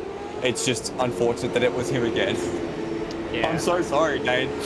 Well, he's definitely had some very good races this year after that crash in the opening round that inspired that famous quote of yours from that crash at the cutting at Bathurst. So, yep. I'm just going to see if we can capture another replay from on board Dane Ricciardo of that incident between himself and Steve Warwick, as they're still behind the safety car. Or are they restarting? Well, no, they are restarting. They are restarting. So Damon Woods is going to lead them across, and he will choose when they go. Well, he will get a bit of a prompt. Again, Benjamin Dahlia does this. He goes to the left-hand side of the car. He's trying to pass on the restart and gets the jump. Looks like he might be up alongside Colin Warwick.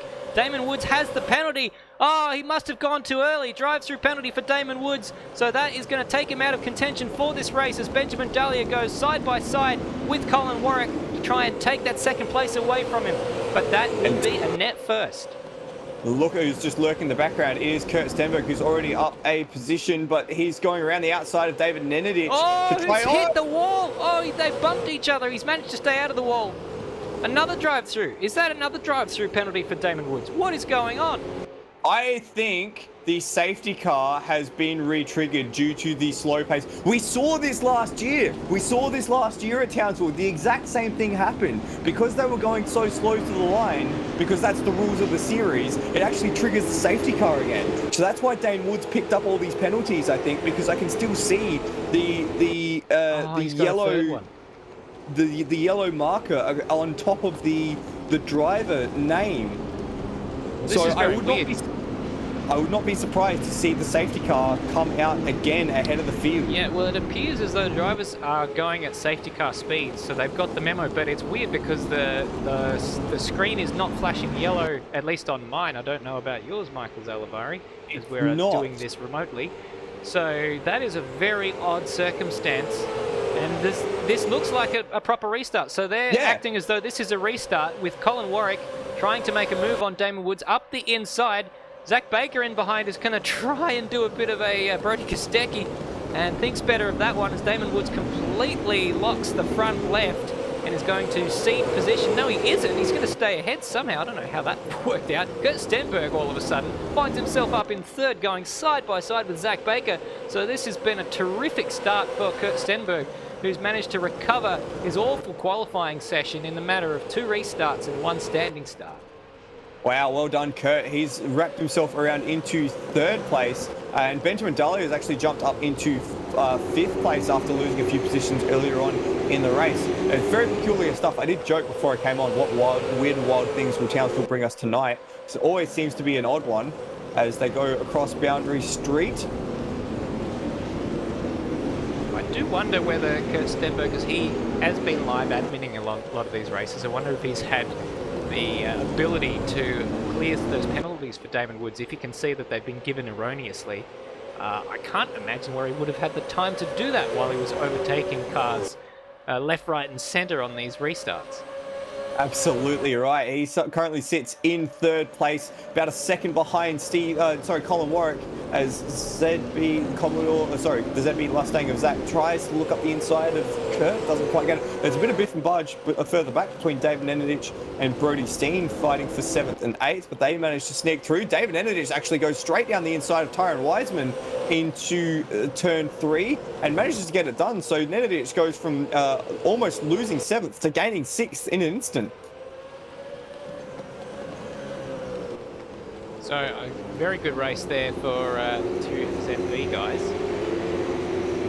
Zach Baker in 4th and David Nenadic in 6th place. Benjamin Dahlia, strong as always, running in 5th. So Damon Woods, well, he hasn't come in for that penalty yet, so I do wonder whether he's managed to get them cleared by one of the admin. Both of them Colin and Kurt immediately behind him would have been able to see what has happened there. So that would be terrific if that has been cleared, because it means we continue to have a race on our hands with more people involved as Colin Warwick sets the fastest lap of the race. And I think we've just lost Campbell Logan. He seems to have gone off the circuit somewhere and exited back to the garage. So unfortunate for Campbell as this battle at the front. Check out the battle at the front though. Damon Woods versus Colin Warwick. They're nuts to butts, to use a Madbirdism, coming through turn 3 as we reach just before half race distance. Stenny, who's in the pit lane and has been there for quite some time, so I don't know whether he's in the process of retiring 2 laps down. I'm sorry to hear my protest in the background. David Nenadic has been turned sideways through turn 5, managed to gather it up, and then went right through turn 6 in a battle with Brody Steen for 7th and 8th. Very lucky not to make contact with the wall, but that certainly deserves a replay if there's enough time to go back and have a look at it. Looking at it right now, that was tremendous car control from David Nenadic to somehow keep that from going into the wall. Recovered it from the grass without losing the position. So David Nenadic proving that he is a very good driver, but he has since lost that position to Brody Steen, and then closes the door on Dave Ricardo there, who had his nose up the inside. Meanwhile, back up at the front, it is still Damon Woods leading by a negligible margin from Colin Warwick. He goes deep, which is going to allow Colin Warwick a little bit of overlap on the exit of turn 3, but Damon Woods has just enough to get himself clear before the next corner, and the fight goes on. Kurt Stenberg is starting to become a little bit of a cork in the bottle for Zach Baker and Benjamin Dahlia. Does he have the pace to live with these leading two?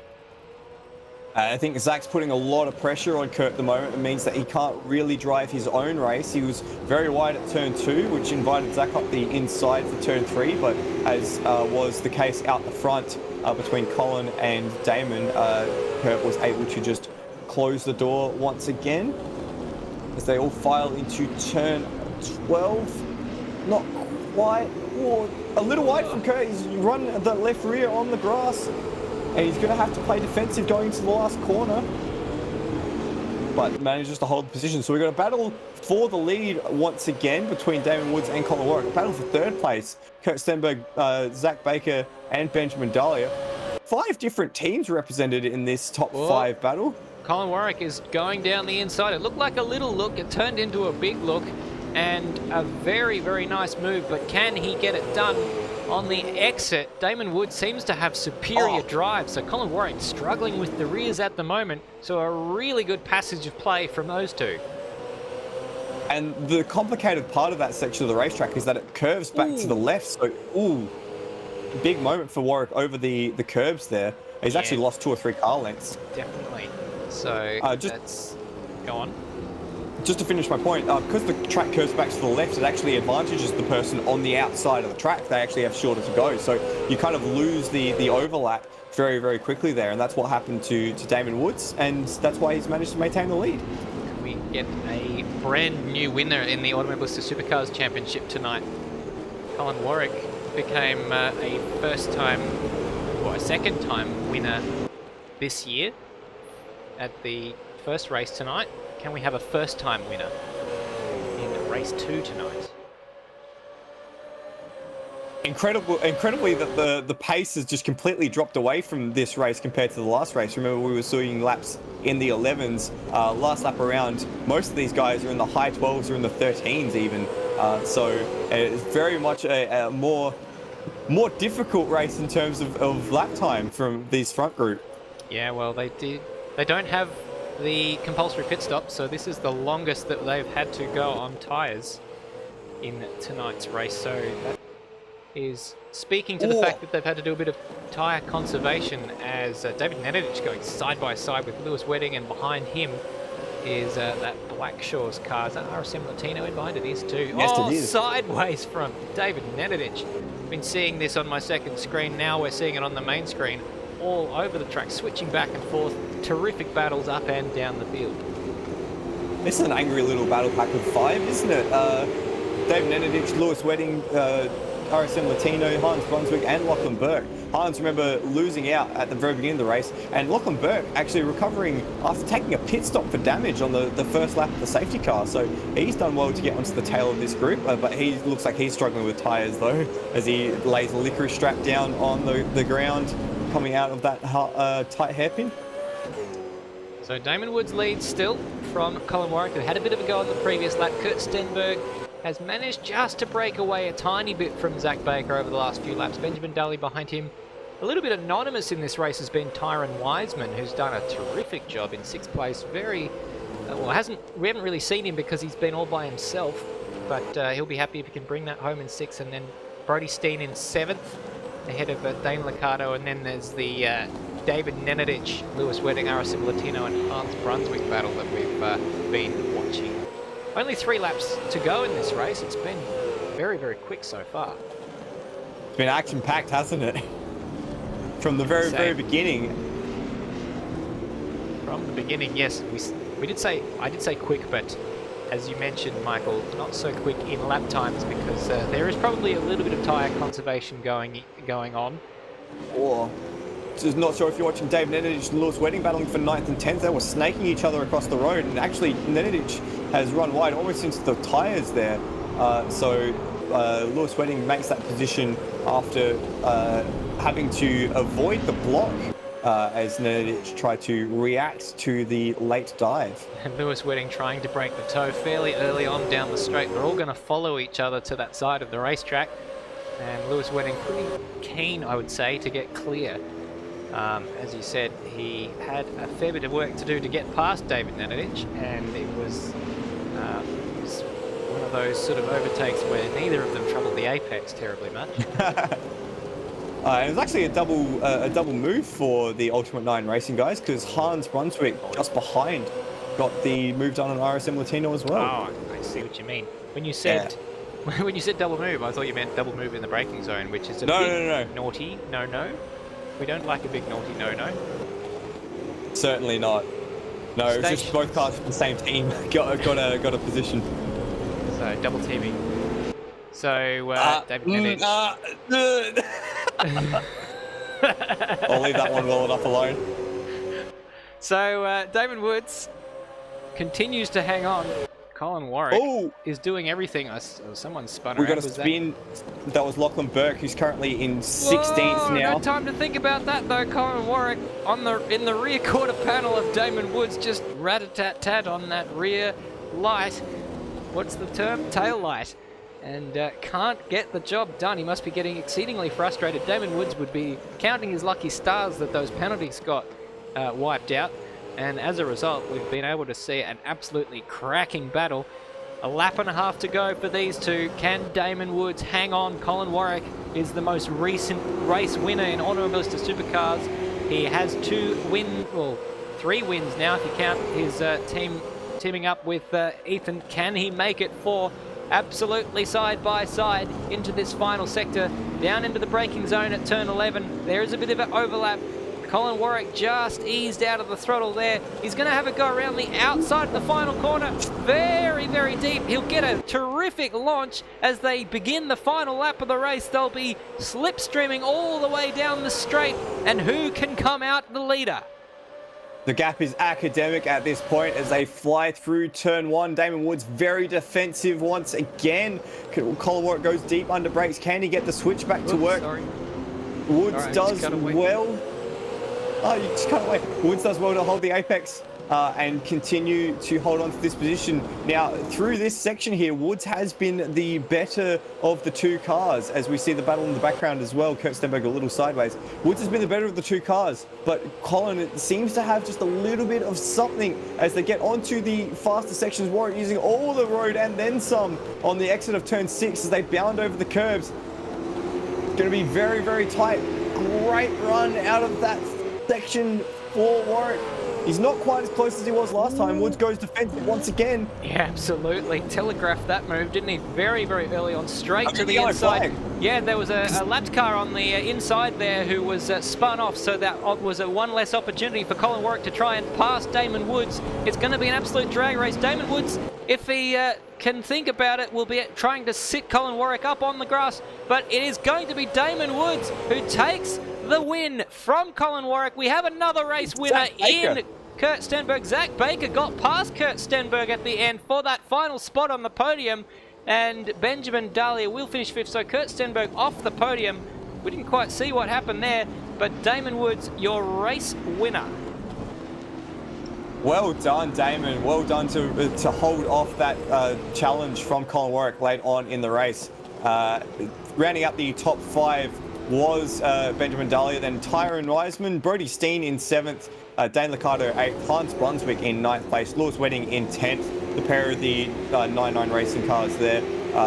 Zach Baker, Dave Nenadich in 11th, RSM Latino 12th, Braxton Sandcliffe 13th, Ujit Mishra 14th, Ben Hall 15th. Rhodey comes home in 16th ahead of Lachlan Burke. Nathan Higginson, who finished a lap down, he was the car we saw off on the final lap there. Brandon Dostal in 19th, and then we had DNFs from Campbell Logan, Stenny and Steve Warwick. To round out what happened to Kurt Stenberg there, it was basically exactly the same what was happening up front, except Kurt just got a mountain of wheel spin as he put the throttle down, and Zach Baker managed to get the drive he needed to get the run to the line. So unfortunate for Kurt, but very well done out the front for Damon Woods. He pulls a few donuts in the turn 11 runoff. He was under siege from Colin Warwick that entire race, basically from the safety car restart, and managed to get it done. Managed to just hold off, do enough when he needed to hold off the threat of Colin Warwick. So a brand new winner in Automobilist Supercars, and a well-deserved race. Absolutely. We love to see a brand new winner. It means that it's a healthy, competitive field. And just to add a bit more meat on the sandwich of what happened to Kurt Stenberg, we saw the replay just on your screen a few moments ago while you were running through the field, Michael, with Kurt Stenberg actually quite a fair way ahead of Zach Baker until he got it all wrong at turn 9 and sort of sideways off the curb there. Lost an awful lot of time, and from that point onwards, it was side by side with Zach Baker right till the end of the lap, and that's quite a few corners if you think about it. Turns 9, 10, 11, 12 and 13, and that drag race to the line. So it was a bit of a mistake from Kurt Stenberg. He very, very nearly recovered it, but Zach Baker was good enough to steal that final spot on the podium. Incredible stuff, really. The battle for the lead and for the rest of the podium were nuts to butts, as a certain Madbird would say, for quite a lot of that last part of the race, especially after the safety car drama. It was great that we had something very engaging to sort of bring us to the end, and it's the usual suspects and 5 different teams, Stairs, 5 different teams that we're seeing at the front of the field in this race. You love to see it. Will we see something similar in the final race tonight? One more sprint, 14 laps, exactly identical in format to what we just had. We're going to take a quick break, and on the other side we'll bring you qualifying for the 3rd race. Don't go anywhere. Hello everybody, welcome backstage for the Automobilista Supercars Championship Bathurst 1000 stream, brought to you by Apex Rear Wing. This is just to give you a little look at our setup for the race today. So we've got our big main camera here, which is shooting our desk there. So that's when we're to camera, doing our little wrap-ups and stuff. That's where we're going to be. We've got these lovely green things, just sort of fake foliage to give us a bit of sound muffling, and also some very classy flamingo designs. We've got James behind the camera, currently filming me as I'm speaking. Over here, we've got Stairs currently doing something very important before the stream begins. And indeed, he's got some gaffer tape, so we won't interrupt him. But if you just come over here, you can see the enormous setup that we have. We've got 4 monitors, one of which is a TV, on which you can see Maddie Dunlop and Josh Bagsy. Bagsy's currently completing a Rubik's Cube, so you can see we're intelligent and talented here at Apex Rear Wing. So we've got 3 keyboards. We have got 3 mice. We have got a switcher. We have got 4 monitors. We're going to have 3 computers running. If you just come down here really quick, you can see we've got 1 computer over here. and then we've got another one here, and then we've got a third one over here. So lots and lots of technology back here. The 21st century, isn't it? So, and then through this door over here, if you just have we probably don't need to go in there, but if you just pop over here, James, and just have a sneaky peek through there, you'll be able to see that is our Card FX bunker, where we've got Michael Zalavari doing some very important work on the whiteboard. So that's just a quick little brief look at the backstage here for the Automobilista Supercars Championship Bathurst 1000, and hope you've enjoyed.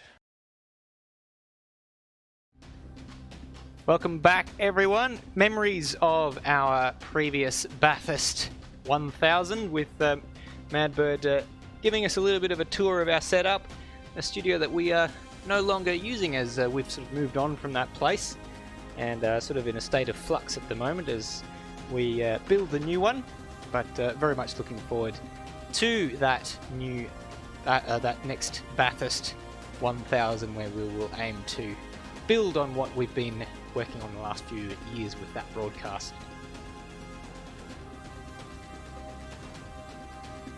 So, one more race to go. We haven't really had a lot of a chance to debrief on what we've seen in the first two races, Michael, so it's been such a whirlwind tonight's round. Yeah, it's been very fast-paced action we've seen. Again, we've got another 5-minute qualifying session just about to get underway. Enjoyed these 5-minute qualifying sessions. They've really added an element of spice to the races, because you really only have 1 or 2 chances to get a lap together, and with everyone going out at the same time, we have seen already tonight people running into problems. Kurt Stenberg, he'll be looking to get a good lap together this time and hopefully start a bit further up the grid. Perhaps that will soften the blow for what happened last race, if he does. And in fact, it's not him who's coming out, it's Brandon Dostal who's just making his way out to the apron. Yeah, it's quite a fast-paced atmosphere. Hopefully you guys continue with this sort of format, because it's quite enjoyable to watch. Yeah, I think the 5-minute qualifying sessions work well, especially when we've got a few races in the night.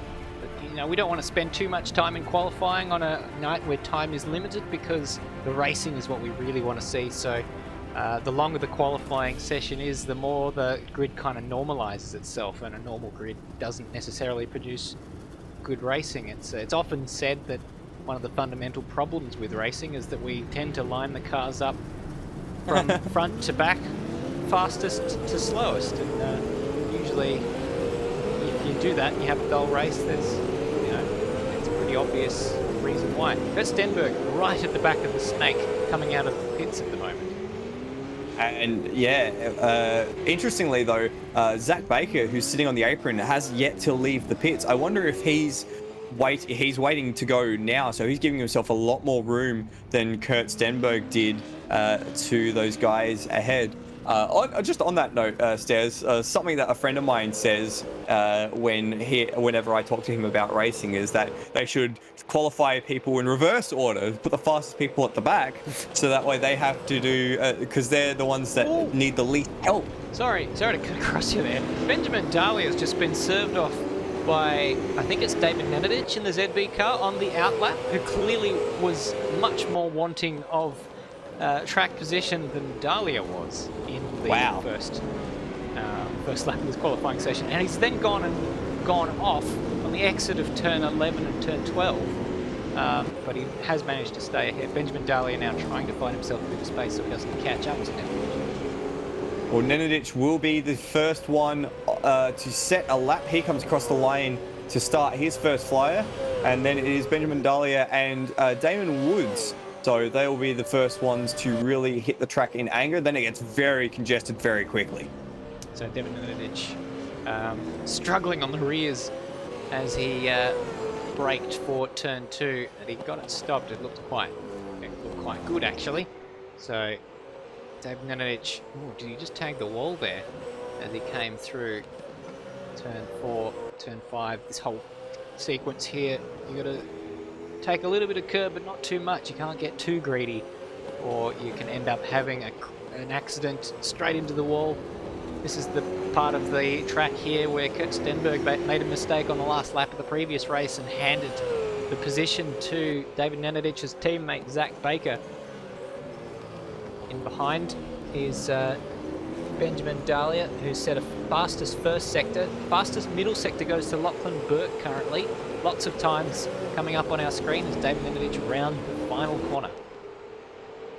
And he'll come across the line, set the first lap in anger, and it will be a 1:12.2, so not a great lap. Dahlia goes a 1:11.5, and then he's the one who's the marker at the moment. Colin Warwick straight to the top though, a 1:11.2. And once again, Lachlan Burke, once again, fastest middle sector, very slow in the final sector, to the tune of a second loss in that final sector for Lachlan Burke. So he must be struggling to get the rear of that car hooked up to get the power down. But at the moment, it is Colin Warwick by 300ths of a second. Very, very close between him and Colin Warwick. And Zach Baker will come across the line to set his first flying lap, and he goes into 7th, so not a great lap for Baker. Benjamin Dahlia 3/10 away in 3rd, and the previous race winner, Damon Woods, up into 4th. And he's improving on this lap. I was just about to say, yes, very much faster on this lap, ahead of the pole time by a 10th to the second sector mark. So this could be a very, very tasty lap here from Damon Woods. Can he find himself in pole position, or can he split the front two? That could be interesting. Kurt Stenberg didn't seem to have an answer for these two at the beginning of previous race, or throughout the previous race. Damon Woods to the line, goes second and drops Damon Woods. Well, he has split them by 0.02 of a second. He jumps up ahead of Kurt Stenberg, who's on a lap. Does he have anything in response to what Damon Woods has just done? Comes Kurt around Stenberg the final corner. Purple middle sector as he comes to the line. And yes, goes pole position by 0.3 of a second. But Damon Woods is on a good lap too. Is Colin Warwick on a good lap? He's got a doesn't look like a very good lap. So we're looking at Damon Woods whether he can respond straight away. And Zach Baker goes into 2nd place. Wow! So Zach Baker drops Colin Warwick to 3rd. Damon Woods is in 4th. And Damon Woods has found a bit of traffic. He's not quite as quick now. Kurt Stenberg has found traffic. So it's all kind of falling apart for the end of these laps. They tend to get their best laps done not on the final go, it seems, in these sessions. And we've got 10 seconds left in the session. Lewis Wedding will be the last one to cross the line. And he doesn't improve, I don't think. So all these guys are finishing their last lap now. Kurt's Damon gone in. Woods. Kurt's gone in. Colin Warwick's coming around the final corner, so this will be his final lap.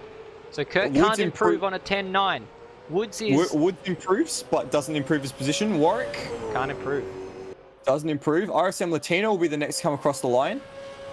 And he improves to 14th. Campbell Logan will jump up, maybe. Now Zach Baker is on a cool down lap.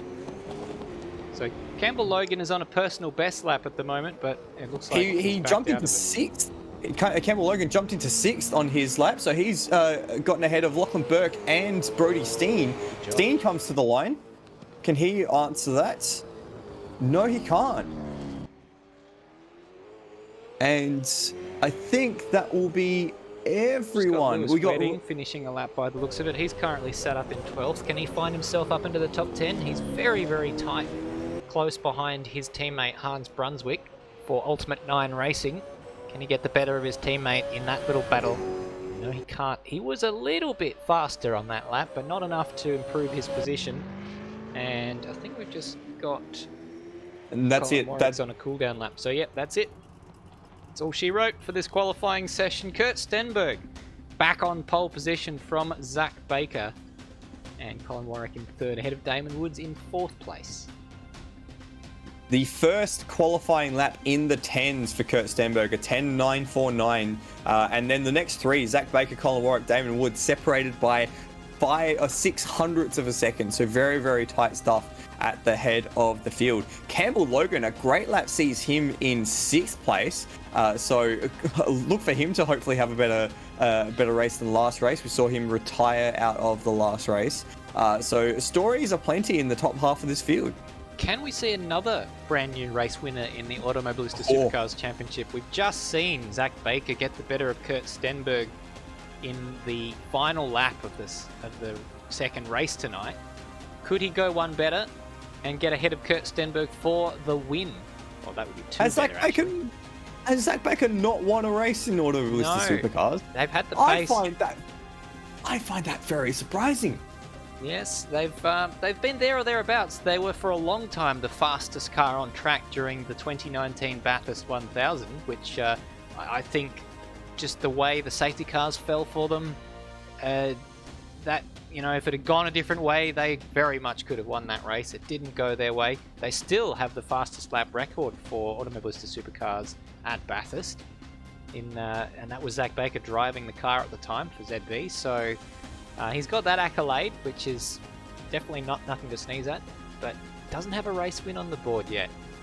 Colin Warwick is going to be hard to beat. Kurt Stenberg is going to be hard to beat. Damon Woods has proven in race 2 that he will be hard to beat. But I reckon any one of those top 4 could potentially win the race in race 3 tonight. Yeah, it's going to be a thrilling battle. And don't count out Benjamin Dahlia either, starting from 5th. We've seen that he has a pace certainly enough to stick with these front guys. It'll be interesting to see whether or not he can make some moves up the field. I've been quite impressed with his growth. Remember, a current Toyota 86 driver was just at Townsville last weekend, running in the Toyota 86s. Yeah, so he knows the track well, definitely, from that point of view. I wonder if he's a little sick of it by now. Well, I've done it twice in real life, well, twice. 2 weekends in real life and 2 Tuesdays virtually. Wonder how that works with some of those sort of support categories, whether they have somewhere to stay. You might be able to shed some light on this, or do they go back to their various states that are in sort of varying levels of lockdown at the moment? I suppose I'm not sure that the 86s were at the second weekend at Townsville. They were definitely at the first, but I know that.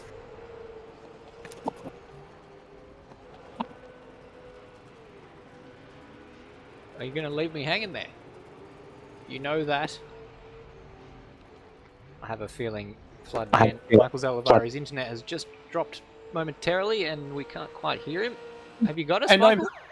Yes, to finish that point, it was the Super 2 teams. They had some support given to them, but what actually happened is I kicked my microphone cord and it came out of my computer.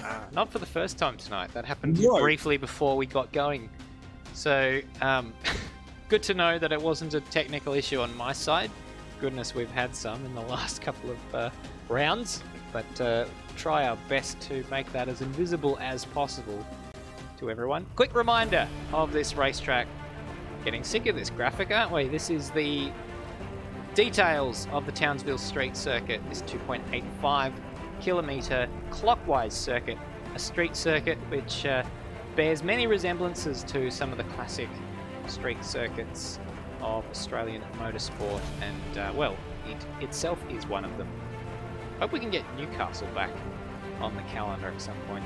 That's a good street circuit that I've very much enjoyed in the past few years. Well, we haven't had it for a year and a half or so, but the 2 years that it did run were most enjoyable for me.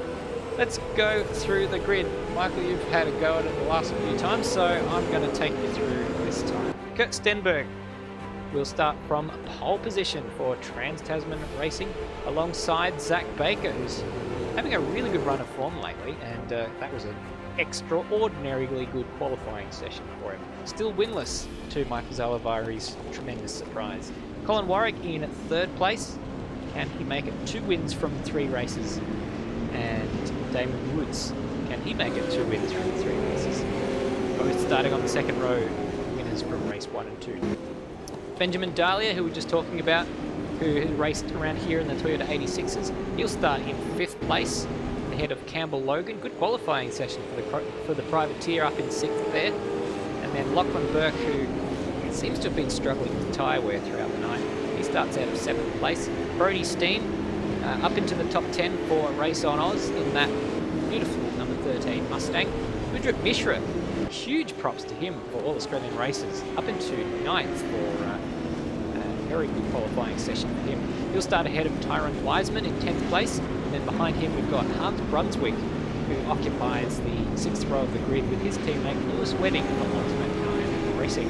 Then we've got David Nenadic, who's not quite got qualifying right in the 3rd race. He did have it all right in the 2nd race outside the top 10, but starts 13th in race 3, ahead of Dane Liccardo for Evolution Racing. Then we've got RSM Latino in 15th place, and then Scott Stan, who did you say his son? Braxton Stancliffe in 16th place, running on his father's account. Nathan Higginson is in 17th place for that Higginson Media Engineering car with the Autodesk sponsorship on the side. Ben Hall in 18th place. He's got Steve Warwick behind him in 19th, alongside Ben Rhodes for Ultimate 9 Racing. Brandon Dostal in 21st. Rounds out our grid of 21. An intriguing mixed grid that we have, especially towards the back end of the top 10, but all the focus, at least for the first part, will be on that top 4 or 5 battle. Can Zach Baker get to the apex of turn 2 ahead of Kurt Stenberg, or will Colin Warwick or Damon Woods be the first one to take the ascendancy there? So, a very different front row to what we saw at the beginning of the previous race. It is Zach Baker on your left, Kurt Stenberg on the right of screen. Kurt Stenberg, the championship leader. As you can see, the orange 47. One of the cars in the background, the Evolution car, is very much pointed to the inside. He's making his intentions clear, and we are racing. Good launch from everyone, fairly clean. Kurt Stenberg looks like he's got the jump on Zach Baker. In behind here, Damon Woods trying to go around the outside of Zach Baker. Kurt Stenberg not electing to defend. He's pretty happy with his start. Zach Baker goes up the inside of Damon Woods, and we've got chaos in the back there. We've got someone taking the escape road, one of the Ultimate 9 cars. Have they managed to recover from that? There was definitely a lot of contact. Yeah, it looked like that was Dane Liccardo and Lewis Wedding coming to grief, but they both managed to squeeze out the other side. Looks like Damon Woods run wide down through turn 3, and he's lost a bunch of spots. Colin Warwick now leads Benjamin Dahlia and Campbell Logan as they go side by side through 5 and 6. Can't really do it there. Woods is wide around the outside, but they all managed to squeeze through. And Brody Steen's going to try and go around the outside of Damon Woods coming through this slow chicane. Can't get it done, so he slots down into 7th. And everyone seems to have made it through okay. It looks like we don't have a safety car, at least at this early stage of the race, but Kurt Stenberg's already stretched out a few car lengths over Zach Baker at the head of the field.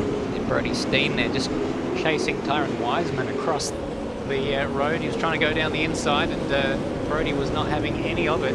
Horrible start for Damon Woods, down 2 spots. The change of fortunes after winning the first race, down mired in the pack in 6th place, just ahead of Brody Steen and his teammate in Wiseman. Kurt Stenberg leads by 7/10 of a second as they finish the first lap. And it looks like Wiseman's going to try and go down the inside of Brody Steen as they get to turn 2, side by side. Wiseman takes the advantage and powers out on the other side, so he's moved up into 7th. It is an angry battle pack down the second half of the field as they go through side by side. Turn 3, David Nenadic, he's dropped a bunch of spots down to 2nd. Down to 15th. Hans Brunswick down to 16th. I wish it was down to 2nd. But sure he does too. Both Ultimate 9 cars lost 6 places in the first lap of the race. Yes. So they're right down the tail of the grid. So it's not gone well for Ultimate 9. That was one of the cars we saw going on the sort of inside, all out of control into turn 2, and then sort of had to give up a load of spots. There was a fair bit of contact. I didn't quite see who that was. We might be able to catch a replay as Kurt Stenberg finishes the 2nd lap of the race ahead of Zach Baker by a similar margin to what he enjoyed after the first lap of the race. Zach's certainly not letting him get away, although, we're just seeing a string of purple laps come through. It is Colin Warwick who has the fastest lap of the race after that first lap. Angry battle pack behind Dane Liccardo, David Nenadic involved as well. Everyone going which way, so all of these Ultimate 9 cars have got all of those cars in front, trying somehow vainly to find their way through, but they're just confronted by a wall of taillights, which is seemingly impenetrable at this moment in time. Stancliffe did very well there to make the move on Liccardo through turn 3, so he jumps into 11th now. That is an angry pack. That is 12th. Oh, Liccardo right up on two wheels, and Nenadic is going to go around the outside. Is he? They go side by side for the first part, and Nenadic's going to have the inside line. It's all very messy here now. Higginson's going to go up the inside as they cross Boundary Street. You don't want to be on the outside there, Dane, as he torches the rear. So, and Higginson and Dane Liccardo get sandwiched in between. Higginson is the unfortunate man who gets fed into the fence and then ping-pongs along into the Dane Liccardo car. Did Lachlan Burke get himself involved? Was that Ben Hall? I'm struggling to... It's all happening here. Hans Brunswick's actually popped out the other side into quite a good position. He's now found his way into 12th as Liccardo has dropped down that group quite a lot. He was, remember, at the head of this group at the beginning of the lap. He's now in 16th. So, and about to lose another position as Ben Hall dives down the inside. Down the inside of Dane Liccardo. So it's do or get done. Very, very aggressive stuff in these early stages of this final race of round 7 here in Townsville. Meanwhile, back at the front, Kurt Stenberg is seemingly civilized in comparison, with a 7/10 of a second advantage from Zach Baker, who doesn't have it quite so easy because Colin Warwick is putting him under some pressure for that second place position, and Benjamin Dahlia would very much like to jump onto that podium with him. And Baker just cut the nose off of Warwick there, and I think that's actually going to cost both of them a little bit of time as they come through onto the main straight. Actually, Baker's done quite a good job. He's only lost 2/10 out of that last sector, as the head of the field mostly sitting at the just the low end of the 12s, as Dahlia actually tries to have a look on the inside of Warwick, not quite brave enough, and takes a very narrow exit, maybe looking to try and get the move done into 3, but it's not on at the moment. Quick replay, Nathan Higginson's just lost a bunch of spots after spinning out of turn 12. Looks like he did it all by himself ahead of one of the Ultimate 9 cars. I think it was Lewis Wedding, just looking at the live timing and extrapolating from there. So he rejoins in 21st place, right at the back. So that's a big oof. Lost about 8 seconds in that spin, but 8 seconds loses you a lot of positions. If you extrapolate that forwards, where he is now, that would put him in about 13th or 14th. One mistake, down to 21st. Just back at the head of the field, it looks like Colin Warwick has just dropped a little bit off the tail of Zach Baker, who's actually gotten a lot closer to, Kurt Stenberg. 4/10 is the gap now. Baker set a 11.9 last lap around, so this is kind of split into a 2+2 battle at the front, with Damon Woods just sitting in wait should any of these guys make a small error. Yeah, it's all ready to kick off, isn't it? It hasn't kicked off yet, but it is very much ready to. Kurt Stenberg finding himself not on the podium in either of the 2 races, and very much eager to change that. Yeah, you just know that he's fuming about not being on the podium. We have lost Nathan Higginson from this race, unfortunately. And Steve Warwick as well, so that's unfortunate. That's happened to Steve Warwick twice now. He was out early on in the beginning of the second race after getting tagged under the safety car, which is never a way that you want to end a race.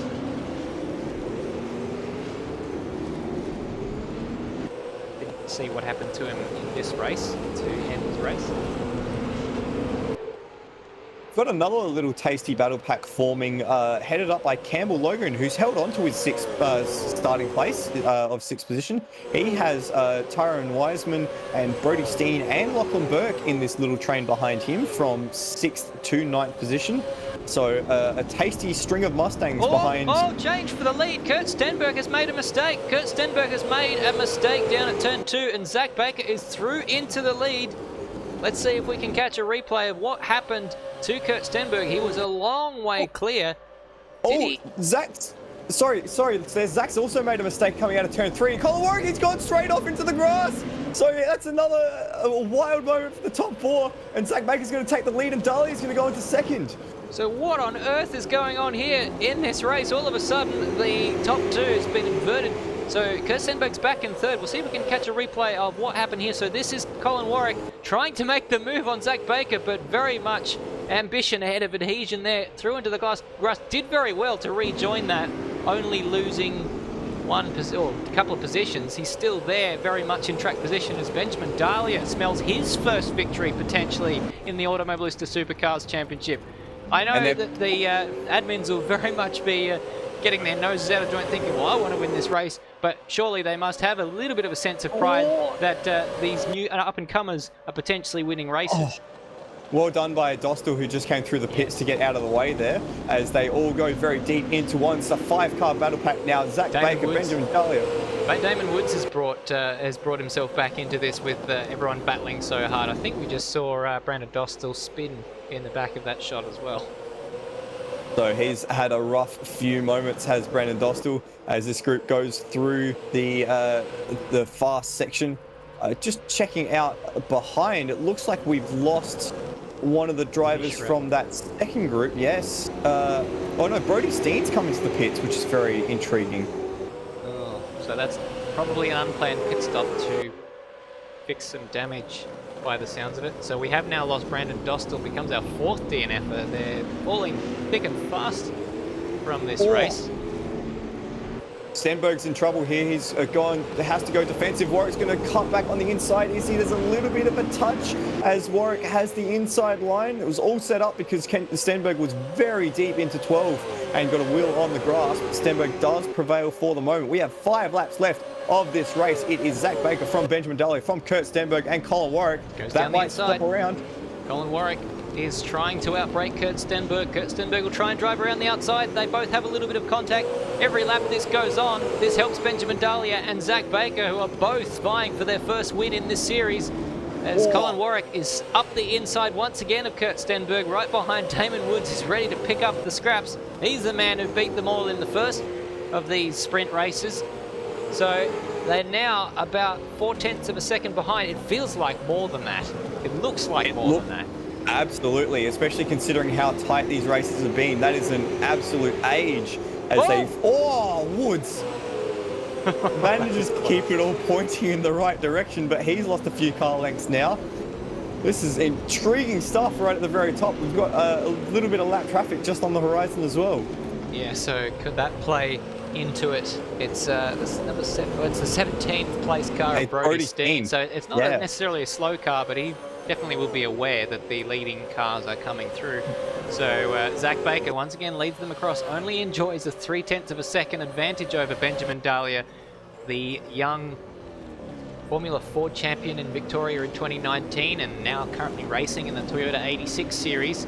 Could he become the next race winner in the Automobilista Supercars Championship, or could it be Zach Baker, the guy who's been there from the start back in 2019 together with his teammate David Nenadic? Either one would be a terrific story, or could it be the champion-elect in Kurt Stenberg, or Colin Warwick, last year's Bathurst champion, or Damon Woods? Each one of these guys could win this race. We said it at the start, and we weren't just hyping it up. This could come to fruition. It's absolutely on the cards here as they come through the last sector once again. Just a bit of an update on things happening further back. That battle pack, which was headed up by Campbell Logan, is now down to 2 as Lachlan Burke had a spin coming into the final corner. He now heads up another battle pack featuring a double Ultimate 9 Racing duo of Hans Brunswick and Lewis Wedding. They've been in battle with Braxton Stancliffe for a little while now. And that battle for 6 as well, Campbell Logan and Tyrone Wiseman, is still going on as we've got 4 laps left of this evening action at Townsville, and it has been action from the get-go. Yeah, Kurt Stenberg has just managed to break away a little bit from Colin Warwick, which means that he'll be able to focus his attentions a little bit more closely on the back of Benjamin Dahlia. Whoa, Zach Baker gets it a little bit wrong on the exit curb there of turn 3. And does that give Benjamin Dahlia an incentive? Very much on the rear of the ZB car is Benjamin Dahlia, but he's got to think about Kurt Stenberg. One error here and you'll lose 4 spots. It's very much hero and zero stuff as they go side by sides, all struggling for traction.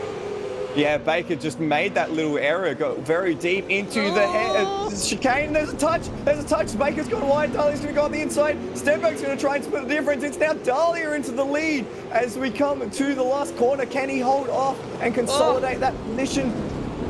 Yeah, Baker goes wide. Zach Baker was just sort of fed to the outside. He had nowhere to go, and Kurt Stenberg took that invitation to go up the inside, said thank you very much, and drives right past the ZB car. So I'm sure that he'll still be sticking it inside, down the inside of turn 2 here. Benjamin Dahlia will be very happy with Zach if he did that. Backs it in on the rears, but Kurt Stenberg will try and drive around the outside, and indeed he does get the better traction and remains ahead in second place. Does that give him the opportunity to fight for the win with Benjamin Dahlia? Benjamin Dahlia, will he be looking in his mirrors thinking, Zach, couldn't you have held him off for a little bit longer? I think he would much rather have Zach in his mirrors than Kurt Stenberg with that orange 47. Absolutely. You could already see Stenberg has eaten into that gap that Dahlia had made as they come through the chicane once more and cross Boundary Street, tearing that rear tyre apart. And Baker's made another mistake, and he's going to lose a position to the outside of Colin Warwick, it seems. A little bit of Morse code here as Kurt Stenberg bumps on with Benjamin Dahlia. Tries to drive around the outside. Similar move to what he pulled with, well, actually on the other side to what he pulled with Benjamin Dahlia, but that places him perfectly off the inside for the first major braking zone of this lap. Benjamin Dahlia has got a lot of work to do. He might have an opportunity to drive around the outside on the exit of the corner unless Kurt Stenberg outbrakes himself, the classic switchback. But this is where Kurt Stenberg is going to get his nose in front. Benjamin Dahlia desperately wants his first win. He's still there. Stick it in. He's stuck it in. They're side by side. Benjamin Dahlia gets edged out. Kurt Stenberg is in the lead.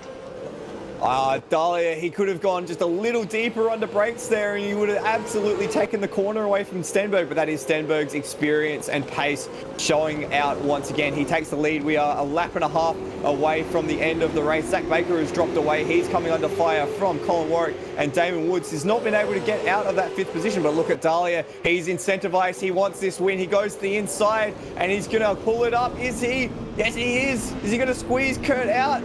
Oh, there's just a little too much room there. He's showing Kurt a lot of respect, and maybe he needs to show a little less as they come onto the main straight to start the final lap of tonight's action. He's well placed though. They're alongside each other and he'll have the inside line.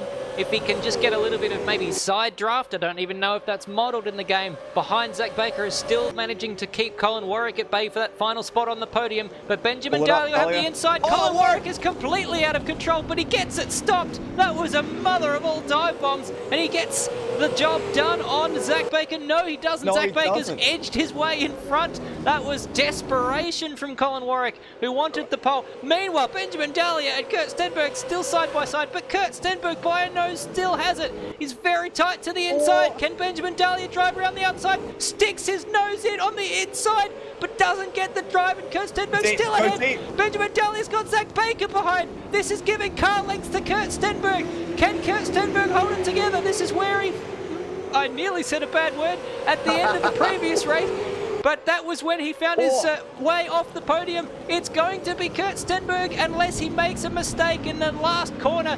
I've wrapped him up too early. I feel a little bit worried unless he wins the race. But Benjamin Dahlia has fought to the bitter end, and he's going to come up just short unless he can outdrag Kurt Stenberg. But a great job from Kurt Stenberg. Flash of the lights for Zach Baker on the podium.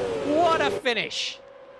Oh, that finish had everything. It was side by side to start the lap, almost side by side to finish the lap, but what a cracker of a race. Unfortunate for Dahlia and for Baker to not take their first win in Auto Ballista, but it was the maestro at work. Kurt Stenberg manages to find his way through that battle pack and get the job done to win the race. His first win of the night, his first win in Townsville, ladies and gentlemen, and he comes home the race winner.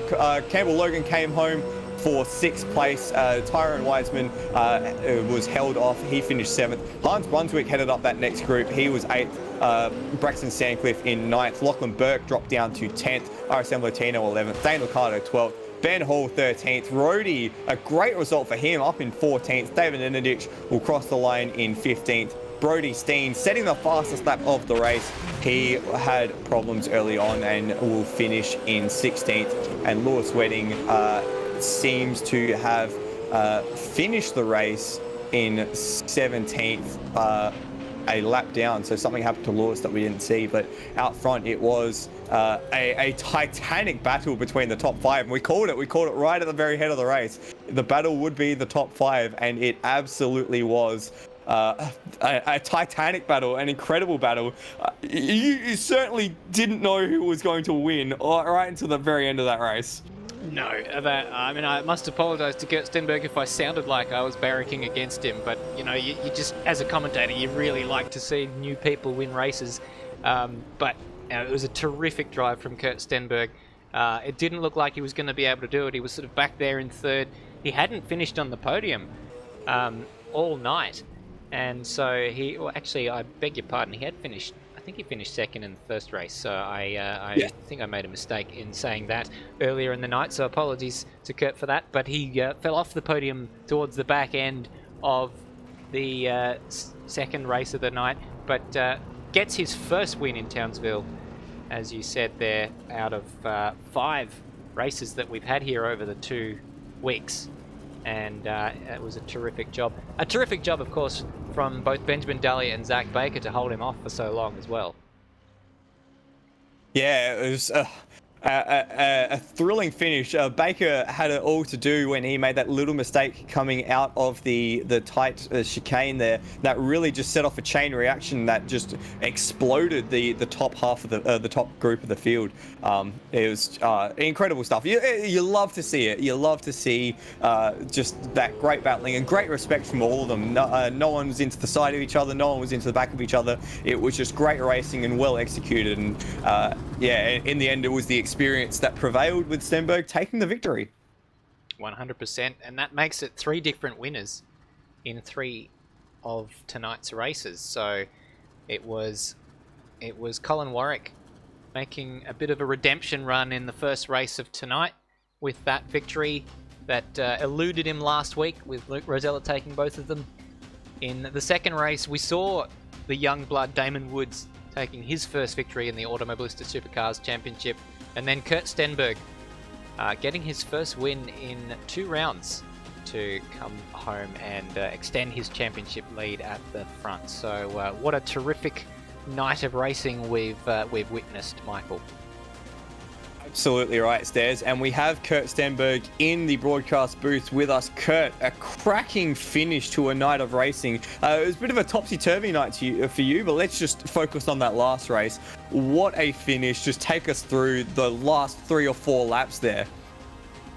Well, I'm going to touch on the start of it first. I was trying to manage the gap because I wanted to win a race tonight because I haven't had a very good run here at Townsville. But yeah, I had a screen freeze in the lead, and that's why I lost the lead. I actually alt-tabbed for some reason. I had to click back on the game, so very lucky not to lose more time than that. And then, yeah, what a crazy race. Like, I knew I had the pace of the 2 in front of me, but the problem was just looking after the tyres, and I had to try and keep Cole behind me, who I knew had better tyre life and more pace, and somehow pass those 2 while they were squabbling and nearly got involved in their squabble. And then Ben Dahlia, he really wanted to fight me for it.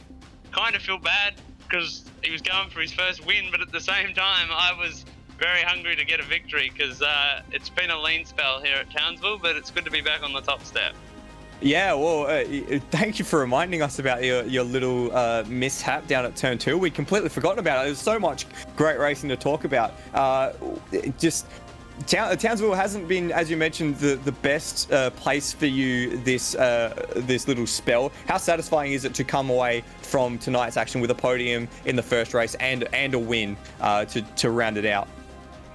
Yeah, it's pretty good. As I say, like we've had terrible tyre life. You probably saw it in race 1. Like we sprint away from the guys, and then the car just absolutely killed its tyres on about lap 8. And we had the same problem last week in the longer races, but we weren't pushing in those races, so we managed to get them to last a little bit longer. Actually pushing, it was hopeless. So in a sprint format, I thought it'd be good in a sprint format. Turns out it was even worse. So wow. Race 2 and 3 actually went to a different setup. Went to my setup back from the bend and made a few tweaks.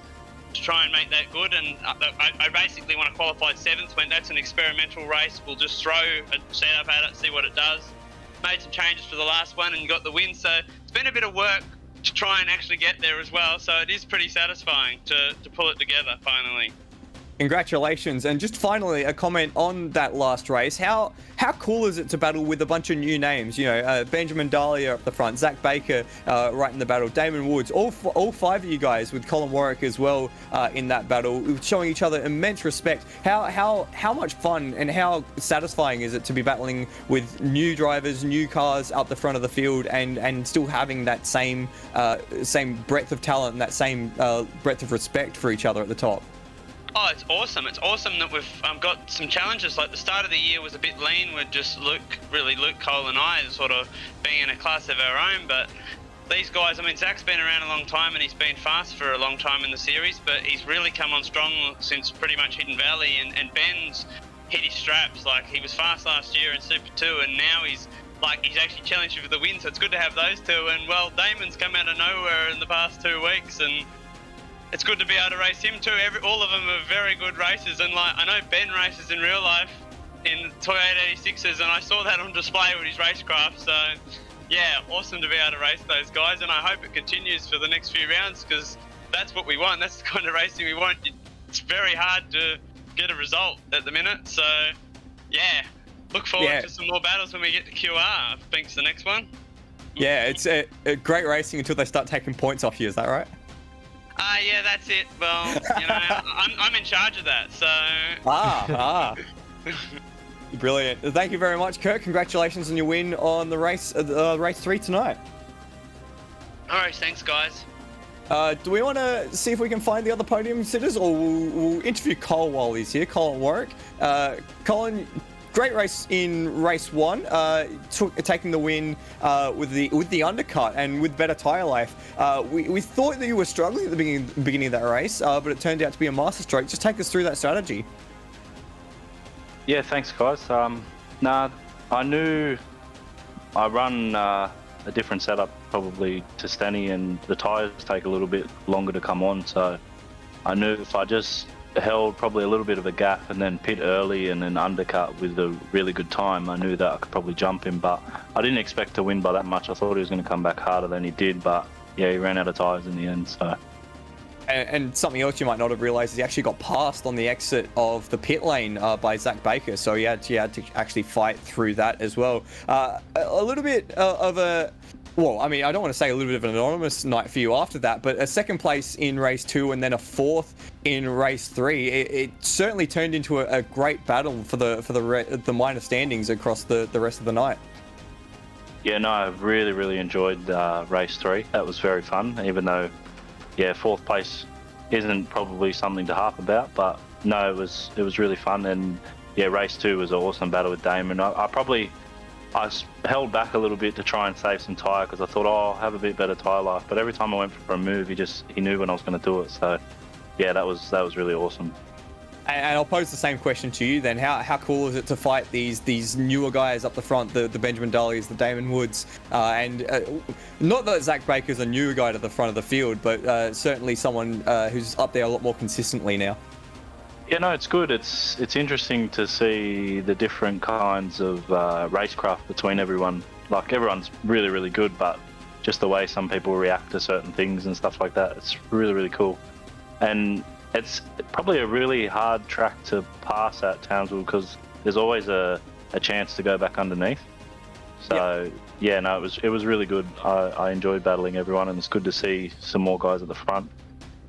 And it's good to see you back at the front, Cole. I hope your recovery is going well, and congratulations on your win in the first race of the evening. Yeah, no worries. Thanks, boys. And it doesn't seem like we've got any of the other podium place getters in the box, so I'll throw it back to Stairs. Stairs, what a night! Thank you for that, Floody. Michael Zalavari doing a very good job as our resident pundit. Much better interviewing than I am, I must say. So very well done. I always forget what happened in every single race whenever it comes time to ask the questions. So I was just listening like a punter as opposed to a pundit. Very interesting to hear Kurt talking about his progressive strategies or progressive setups on his car throughout the night as he sort of found a sweet spot right towards the end of the night. And very good job from Colin Warwick as well, getting that win that eluded him last week. I must say I was very careful not to give him the commentator's curse like I did last week. Yes, you were very, very careful. Well, just quickly, we'll round off the interviews because Benjamin Daly has jumped into the booth, and we've got to talk about that last race from Benjamin Daly. Benjamin, congratulations on a second place. I know it would be very, very sort of, what's the word I'm looking for? You might be a little unhappy not to take the win, but it was a great race from you in the end, and a fight all the way to the very end. Yeah, no, I'm extremely happy. That's my first podium in this series. The whole year so far, I've been getting fourth places and just about missing out on the podium. So to have even been in that battle in the first place was super awesome, and it was really great racing with all the guys at the front there, and to get second was really awesome. And you should be very proud of that because you absolutely didn't look out of place with that. So congratulations on that. Just quickly, 5 races in Townsville for this format, the ASC format. Also raced there in the 86s last weekend. Is it this track that you're enjoying? Is it going around here, or are you just feeling that you're improving quite a lot to the point where you can really mix it with these front guys? I do really enjoy this track a lot, and I just feel like I kind of connect with it, but at the same time, just my general pace has been getting steadily better as the season's gone on. I feel like I'm sort of starting to get settled in with these cars, so I just think as a whole it's just a big improvement. So QR next time out, I think, has been the word. Are you excited to take it to the paperclip? Yeah, good little track, that one. There's definitely a lot of places for battles and side-by-side action throughout the whole thing, so hopefully it should be some good racing just like this one. Yeah, and hopefully we'll see you up the front in that one as well. Congratulations, Benjamin Dahlia. Awesome, thanks. So there we are, Stairs. That's bits and pieces of our podiums throughout the last 3 nights, or 3 races of action. Blimey, it's been a big night of action, and of course Townsville did Townsville things as well with the safety car in race 2. It's been quite a night. It always does that with the safety car when you're around Michael Zalavari. It felt like 3 nights of action packed into one night, didn't it? Certainly action-packed from start to finish. It certainly was. We can't wait for the next round. Unfortunately, at this point in time, we can't really tell you when that'll be because, of course, due to current events that we are all too familiar with, it's very much up in the air. But do keep an eye on the Apex Rear Wing Facebook page. We will keep you informed when the next round will be exactly and when that is announced. Apologies that we couldn't deliver this stream to you live. This is being played on a delay, so the live chat unfortunately was a bit of a casualty of that as a result. We'll do our best to rectify that for the next round. I guess that's just what happens when you live in a state that's just gone into lockdown an hour before this broadcast started, so literally everyone at home probably working from home, uploading and downloading as well, so it unfortunately meant we couldn't quite hold enough of an internet connection to bring this stream to you live, but still enough to commentate on it live and deliver it to the day after. So we're going to wrap up there from myself, Alistair Schmidt, Stairs, and Michael Zalavari. We've very much enjoyed your company, even if it wasn't live. Thank you very much indeed for watching. Bye for now.